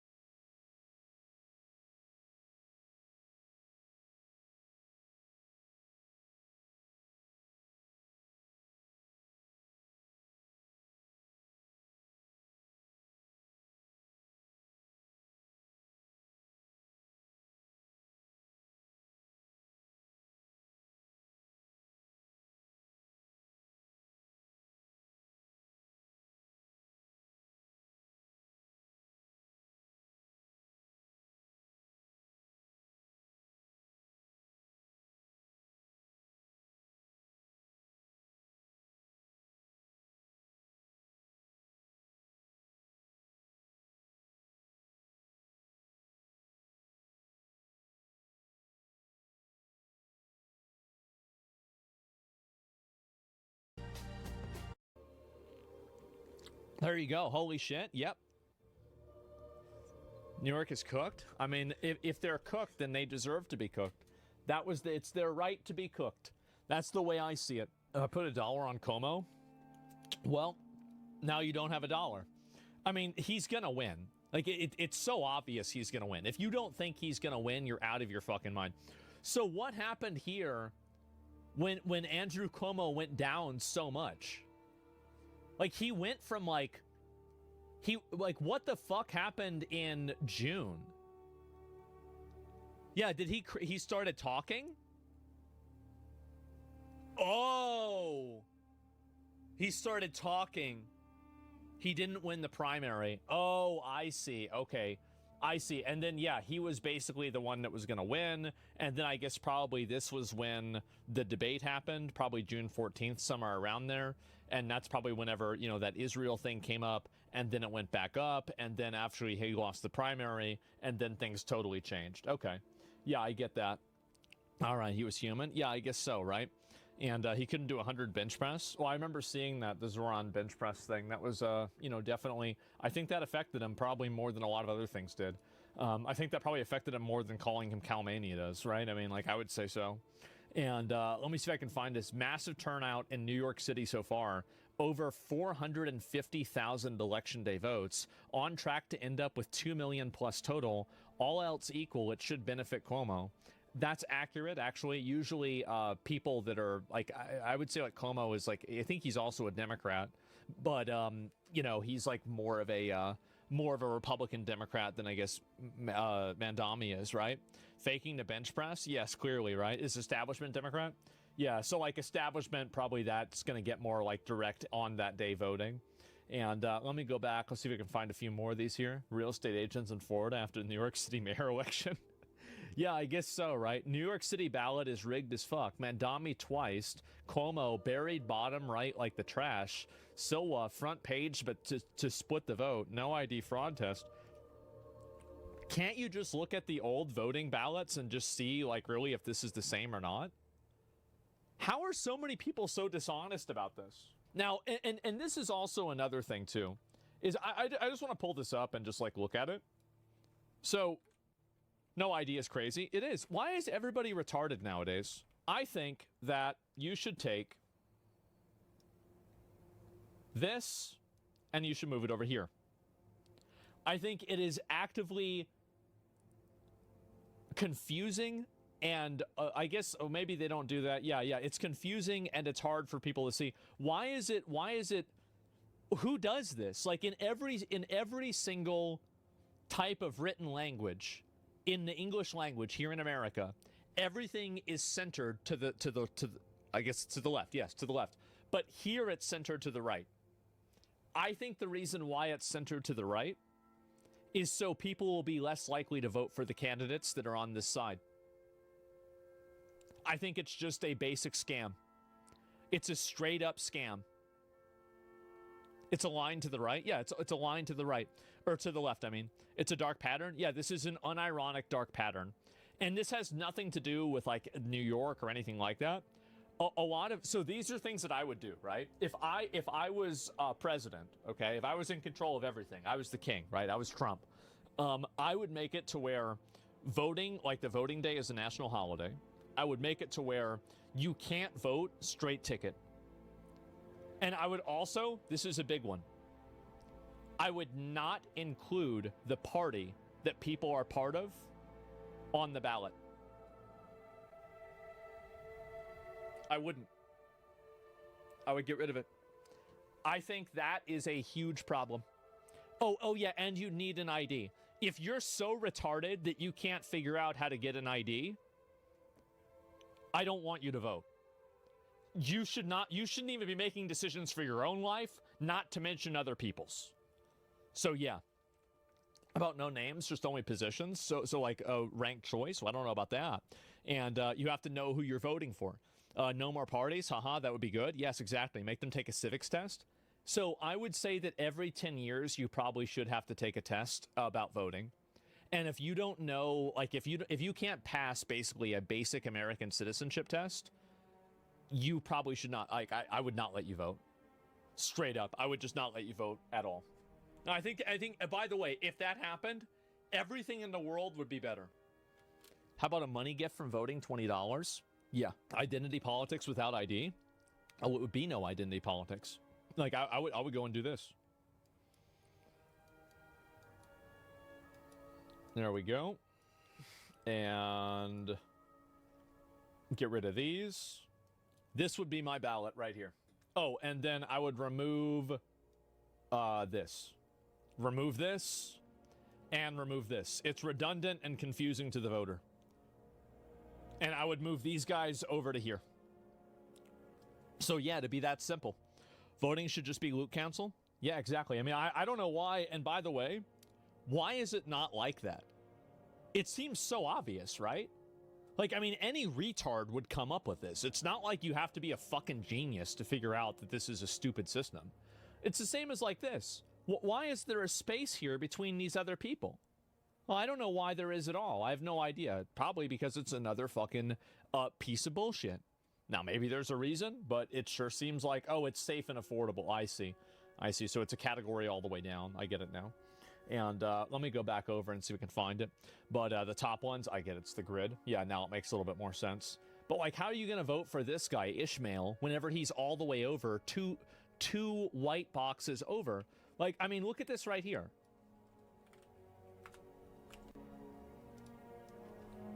Ishmael is getting fucked. He's getting fucked. Like, what is this? Why is it over here? It's stupid. Yeah, he's alone. Yes, exactly. And it's like you can't come up with another way of doing this. I don't know what to say. You're telling me the average voter can't read unless it's 2 lines across. So I'm going to pull up this message, okay? I'm going to read it out to chat. Are you telling me that the average voter can't read unless it's 2 lines across?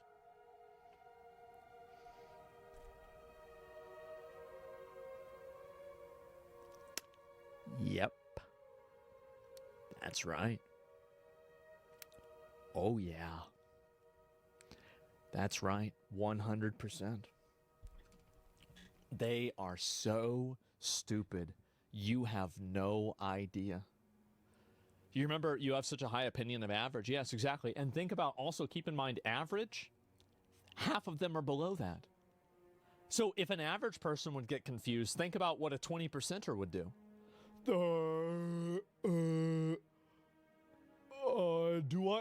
Well, if the name is on there twice, do I just put it in twice? Is he running? Is this like their vice president or something? Because it's all the way over there? They're retarded. They're fucking morons. Yeah, does it count? So could I just vote? Does it get twice? Yeah, you write it a third time? Yeah, they eat the paper. Some people are also sleep deprived, tired after work. Yeah, exactly. People are going to be confused. They're, like for whatever reason, not able to do it. So I was really going to fuck up the Newark City election. Oh, right. Of course. Yes. This person is the guy who's wrong. Let me go back and see if I can find a few more of these posts here.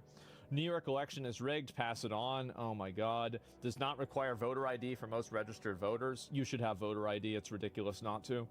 And let's see if I can find it. Oh, is this him? This is the guy. So, as expected, Andrew Cuomo now outside the polling station here in New York.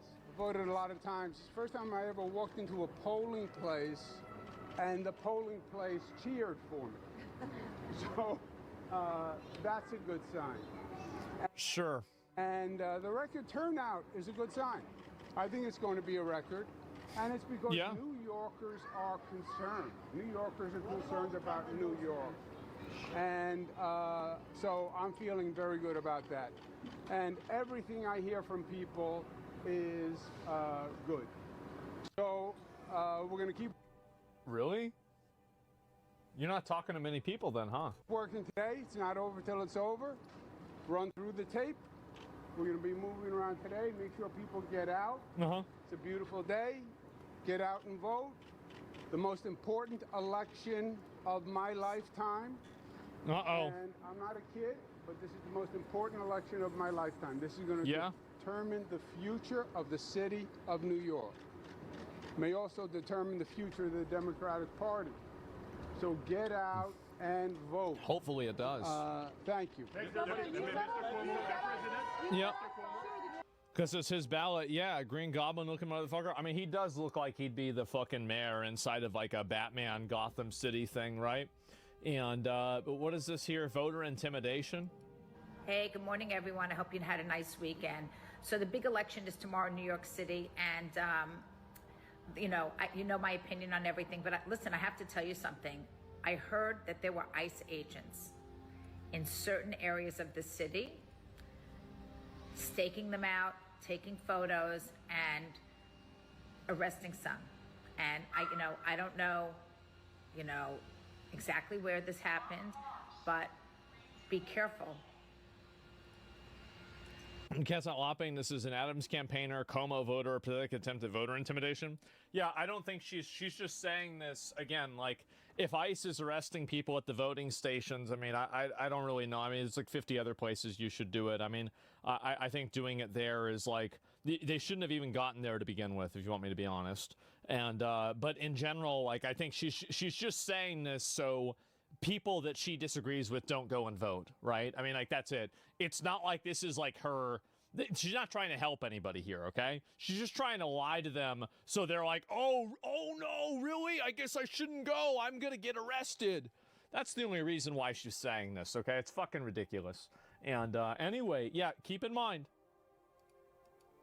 Because democracy basically means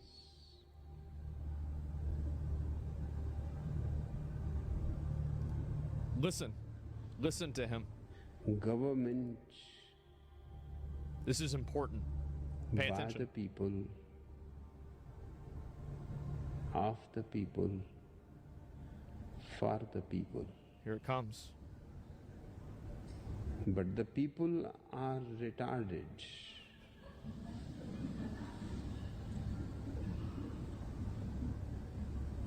So let us say, government by the retarded, for the retarded,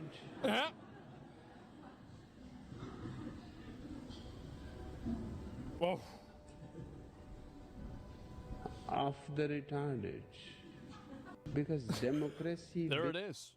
The slow pace? Yeah, I guess so. True words have never been spoken. Yeah, I know. And let me go back. I'll see if I can find a few more of these here. Mayoral election in simple terms. Let me see if I can find any of these. And how to make free money on New York City. Bet yes on Andrew Cuomo. Bet no on Andrew Cuomo and Kalshi at 10 more size. You win either way. Enjoy your free 100% annualized return. I don't know about that. And it's election day in New York City. I don't even know what this means. But let me go back and see if I can find a few more of these here. But yeah. What is this?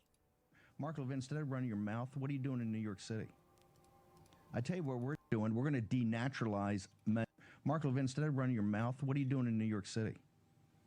I tell you what we're doing. We're going to denaturalize Mandami, which I told people back.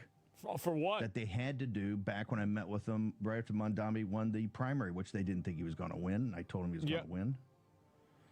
So now what are they doing at the end? Oh, we're going to move to Miami. We're going to move the financial capital of the world. We're just going to give up on New York. That's going to work out fine for the United States of America. Okay. Same way they're trying to quit down in Texas. No. It's easy to surrender. It's easy to surrender. Yeah. It's hard to fight. Oh. You're going to get called everything in the book. You're going to be othered. Who cares? This guy used to sell WoW History gold. shows when we stand and fight, we win. If we don't quit, we win. Our movement is anti-fragile. We have resilience. We can take a punch and then punch back harder. You denaturalizing him and then kicking him out of the country is just so retarded.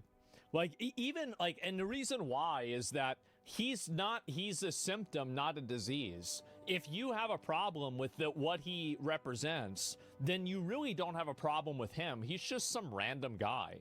You have a problem with the fact that everybody's voting for him. That's the problem that you have. And so you have to address that core problem and not just go and be like, oh, wow, I don't know why this is happening. This is so horrible.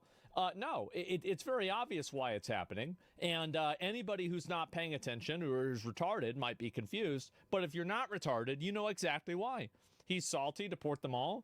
I mean, you could say that, right? Sure. I mean, at least that's consistent. But the difference is that even with this other stuff, I don't even know why you would believe this. Like, it's just crazy. And let me go back over. I'll see if there's any more information about this. But I don't know if there is or not. And exactly, the game seems like going like democracy when it works out for him. Yeah, I guess so, right?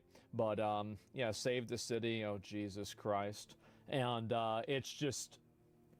I'm trying to see if there's any more information about this, but in my opinion, I think Mandami is going to totally sweep, and I think that, you know, for better or for worse, he's going to be the new mayor.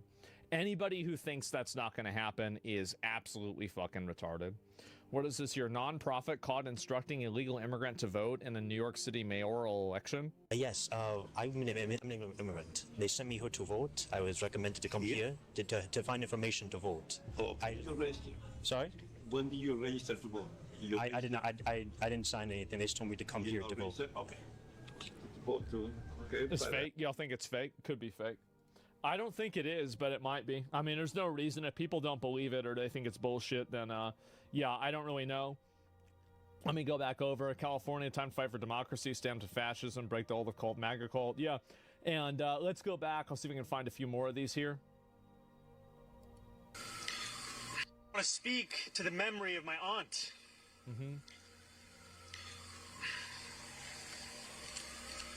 Who stopped taking the subway after September 11th because she did not feel safe in her hijab. What about all the people that don't take the subway now because they don't feel safe because there's people with knives in there and causing problems and shit? What about the people that don't feel safe on the streets? Like, the thing is that, like, I agree with him in an instance where, like, yeah, everybody should feel safe on the subway. But what the problem is like, it's not like this is some unique problem that she has. What about everybody else that doesn't feel safe? It wasn't even his aunt? Please. Y'all, I don't know how else to say this. So y'all gonna have to excuse my language, okay? But I cannot beat around the bush on this one. Zoran, we don't give a flying fuck that your auntie got some weird looks on the subway after 9/11. Thousands of Americans died. Yeah. And you think we give a damn about your auntie getting some weird looks on the subway? Are you out of your damn mind? New York City. Damn. Do y'all really want this man running? Oh. Do y'all really want this man in charge? Be serious. He don't Apparently even care they about do. the victims of 9/11. All he care about is his auntie getting a weird look. He didn't say nothing about the victims. He didn't say nothing about the thousands of Americans who died.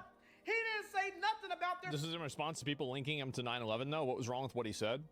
What's wrong with what he said is that I think that he doesn't realize that a lot of his crime policies contribute to other people that are not like his aunt that also feel unsafe in the same way that his aunt did. So the problem that I have with it is that whenever you're trying to make this emotional appeal and say, oh, well, this is so bad and this is like, you know, my aunt experienced this terrible bad thing, then why are you advocating for policies that create the same outcome for people at scale? That's the issue, what happened. The current policies is why they feel unsafe, though? Yeah, I know. families who have to deal with people... What policies do you know? His policy talking about getting rid of prisons and looking at violence as a class problem rather than just simply a person who is committing violence and that person being an issue themselves. He said this multiple times on camera. It's not like this is a secret. He said defund the police. I mean, he tweeted it out himself. Like, we're not talking about some sort of like a guess here. I mean, this is just what he said. Yeah, I don't know what you want me to say. Yeah, he literally just said it. Lost their mother, their father, their brothers, their sisters, their uncles, their aunties. People literally died. And he is crying about his auntie getting a weird look. Yeah, people not going to give a fuck about that. Well, you should see how we looking at you right now, you damn fool. Oh. New York City. It was proven that he lied? Do not Maybe. make the biggest mistake ever.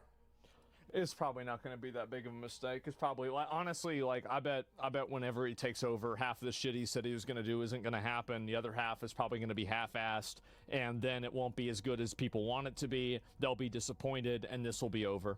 That's probably what's going to happen, because that's usually that's what happened with Trump. That's what happened with Obama. Now, I understand, obviously, he's a mayor, and it's different than being the president, but I'm just, you know, really kind of being a realist here, okay? Like, things are probably not going to change all that much. There's tons of other things like that that's going to happen, right? Politics as usual. Yeah, things are not going to, it's not like this is going to be a radical fucking change. But Governor Abbott to impose 100% tariff on anyone moving from New York City to Texas. Why would you do that? Anyway, let me go back. Let's see if there's anything else here. And there's a lot of this. I don't know if I'm going to read all these or watch a long video about this. Oh, here we go.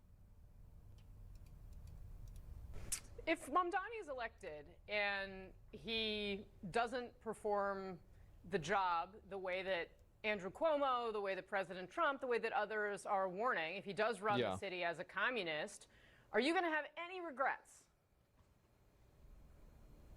Why should I have regrets? It's a stupid question. It is. It's a stupid question. I trust people. People are going to make the choice. I'll live with the choice. I'd like them to choose me, but if, perchance, I lose on November 4th, I will improve, not move. I will lead the opposition. I will organize against any of the initiatives that are not in the best interests of people. I will not flee like Andrew Cuomo told his billionaire friends in the Hamptons. Oh, if Zorhan wins, I flee. No, I stay, I fight, not in a physical sense, but in what politics is all about, in an organizational sense. I'm a community organizer. I've organized guardian angels all over the world. I understand that you don't surrender, you don't retreat. This is democracy in action. This is people power. Why are we so afraid of letting people make the decisions? Why do we want to leave it in the hands of billionaires, influencers, and insiders? I trust people. I don't trust politicians, billionaires, insiders, or influencers. If they should choose someone else, I will reorganize.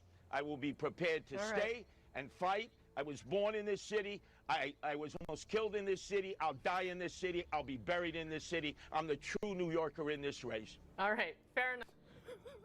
I'm going to be honest. I like the guy. I do. I like the guy. I don't believe in trusting in voters, but I like the energy. Sir. New York City mayoral candidate Curtis Lee. Thanks very much for your time, sir. I appreciate it. The people are retarded? Yeah. Yeah, I do like the guy. And that's it. And People's Champ, yeah, I guess so. Is Guardian Angels the Bikers? Yeah, because they're retarded? I guess so. And sounds the most based out of all of them? Yeah, I would say so. I like them, but I'll see if there's any more about this here that's worth looking at. Mozambique mayor. Let me turn it down. Are you voting for Mamdani or Cuomo? I don't think a Muslim should be mayor of New York City. Why shouldn't a Mozambique mayor? He will go against everything we stand for. What do we stand for? Israel. What does Israel stand for? I would say a good way of life. Muslims don't have a good way of life. No. You describe the Israeli way of life? Nurturing and wholesome, I would say. Israelis are nurturing and wholesome? Yeah, I would say that that's the way it is, yeah. For peaceful people, you know, they're kind of always bombing. I know. What makes the Muslim way of life yeah, I know. American? Because I would say that the Jewish people did not kill my friends on 9/11. The Muslims did. What's the reason? Why? It's pretty simple. Why would they do that? Because they hate Americans. Why do Muslims hate Americans? That's a good question. America went into Iraq, killed 1 million civilians, and then people have birth defects, and we use chemical weapons there to try to get their chemical weapons and weapons of mass destruction. They didn't have any. You can understand why a lot of people in that region would not be happy with America after that, right? Right. Is that not, like, we often call Muslims terrorists, is that not a terroristic act? What, 3,000 people died on 9/11, 1 million people in Iraq died? Oh. Like, and we're not terrorists? So what is did Iraq do terrorism? before that? I guess it depends on how you look at it. I think at the end of the day, people just don't want to have a Muslim run the country after Muslims bombed them with 9/11, right? They knocked down the Twin Towers with 9/11. Like, it's really not any more complicated than that.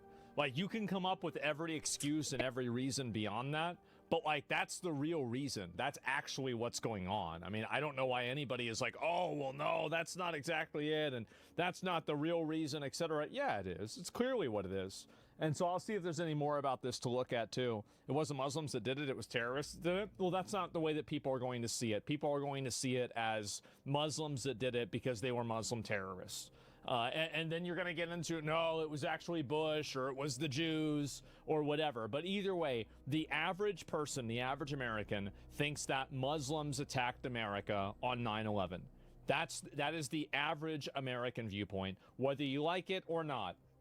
I hope everybody understands the games they play, no different than bomb threats called into New Jersey voting locations on Election Day, a day that vastly favors Republican turnout. Oh my God. Just give me a minute. I gotta use the bathroom. I gotta use the bathroom. Oh, it was jet fuel? I thought jet fuel couldn't melt steel beams. What happened? Yeah, what's this? We'll get a few more posts about this. Question affordability in this city. Living here is top of everyone's mind. It has gotten obscenely expensive to live here, to do anything here. So you're proposing free grocery stores, free buses, $30 minimum wage, all of which sounds incredible. Cheaper groceries, not free groceries. Excuse me, cheaper groceries. But what people want to know is, great, I would love all those things. Yeah, how do you pay for it? Who's going to end up footing the bill for those programs? So I'll answer that question by first explaining some of the endorsements that Andrew Cuomo has received. Elon Musk's endorsement is one of the most expensive endorsements that Andrew Cuomo has ever gotten, because it cost him and the state of New York $959 million in tax breaks that he gave Elon Musk years ago when he was the governor of the state. That's pretty good. That's actually more money than it would cost to make every bus free in New York City. So I've said clearly that I believe we should tax the top 1%, an additional 2%. That's New Yorkers making $1 million or more. I think that you have to look at like what the tax breaks were for. I mean, if Elon is investing money into New York and this is a business beneficial thing for New York, then I think he should get a tax break on it too, the same as anybody else. A year, and have the most profitable corporations pay the same tax rate they do at the top tier in New Jersey. I don't know what they would actually pay here So I'd have in to New look. York. These things together would pay for the entirety of our economic agenda and start to Trump-proof our city. Because as you've said, the endorsements that Andrew Cuomo has got, and this morning he started it by going on Fox and Friends. We're talking about Donald Trump, Elon Musk, and Stephen Miller. These are the architects in many ways of the crisis of authoritarianism that New Yorkers are facing. And in my opinion, I think that not controlling things, I mean, I don't really see how you're going to advocate for, you know, higher taxes, making people pay more money, trying to stop ICE from doing stuff. I mean, this is just authoritarianism in a different flavor, in my opinion. And this is one of the things that I feel like a lot of, this is a left-wing talking point that I think is a very weak talking point, which is that they are against authoritarianism. They are not against authoritarianism. They want to be the authoritarians. They want to be the ones in control of it. They want to be the ones deciding it. So it's not about like, oh, well, you know, we don't want to have people telling us what to do. No, you don't want people telling you what to do because you want to tell people what to do. That's the difference. A little bit different there, right? New York is not Texas. Well, it's the same anywhere. It's just obvious. Andrew Cuomo is so unwilling. I don't think he has the power to implement these taxes. Yeah, that's what I'm saying. Is like I could see Zoran going into being the mayor because he's going to win, guys. He's going to win. It's going to happen. Like if anybody thinks he's not going to win, you're delusional. He's going to win. And if he doesn't, I will play Cyberpunk again. I will. I'll start it next week. Yeah. I'll play it again. If he doesn't win, I'll play it again. That's a punishment? Yes. It's obvious. It's obvious he's going to win. Yeah, that's it. Tomorrow? Not tomorrow. Not tomorrow. Next week. I said next week. Yeah, clipped and unfollowed. Yeah, please don't win. I don't know. And you said you'll play it, but will you finish it? Yes, I'll play it to completion. I'll play the game to completion. Tax Donald Trump's billionaire donors because he knows those are the same ones whose checks that he's busy cashing trying to get back to City Hall. So, yeah. And let me go back. I'll see if there's any other videos about this, him talking about it. But yeah, Poly Market Floods, 94% chance of him winning. That's pretty fucking high, right? And I just got my citizenship. I'm voting for you. Yes, immigration fundamentally reshapes a country. Yeah, it obviously does. I mean, it's common sense. That's what would happen. And let's see here. So you're proposing free grocery stores, not free. And is now saying he does not want free grocery stores. Now, am I the only person that never heard him say that he wanted free groceries? He just wanted government-controlled grocery stores that had more affordable prices? I don't remember him ever saying that he wanted free grocery stores where you could just go in and get food for free. I never remember him saying that. And there's no clips of him saying the opposite either, so I'm going to assume this didn't happen. He never said the cop thing either.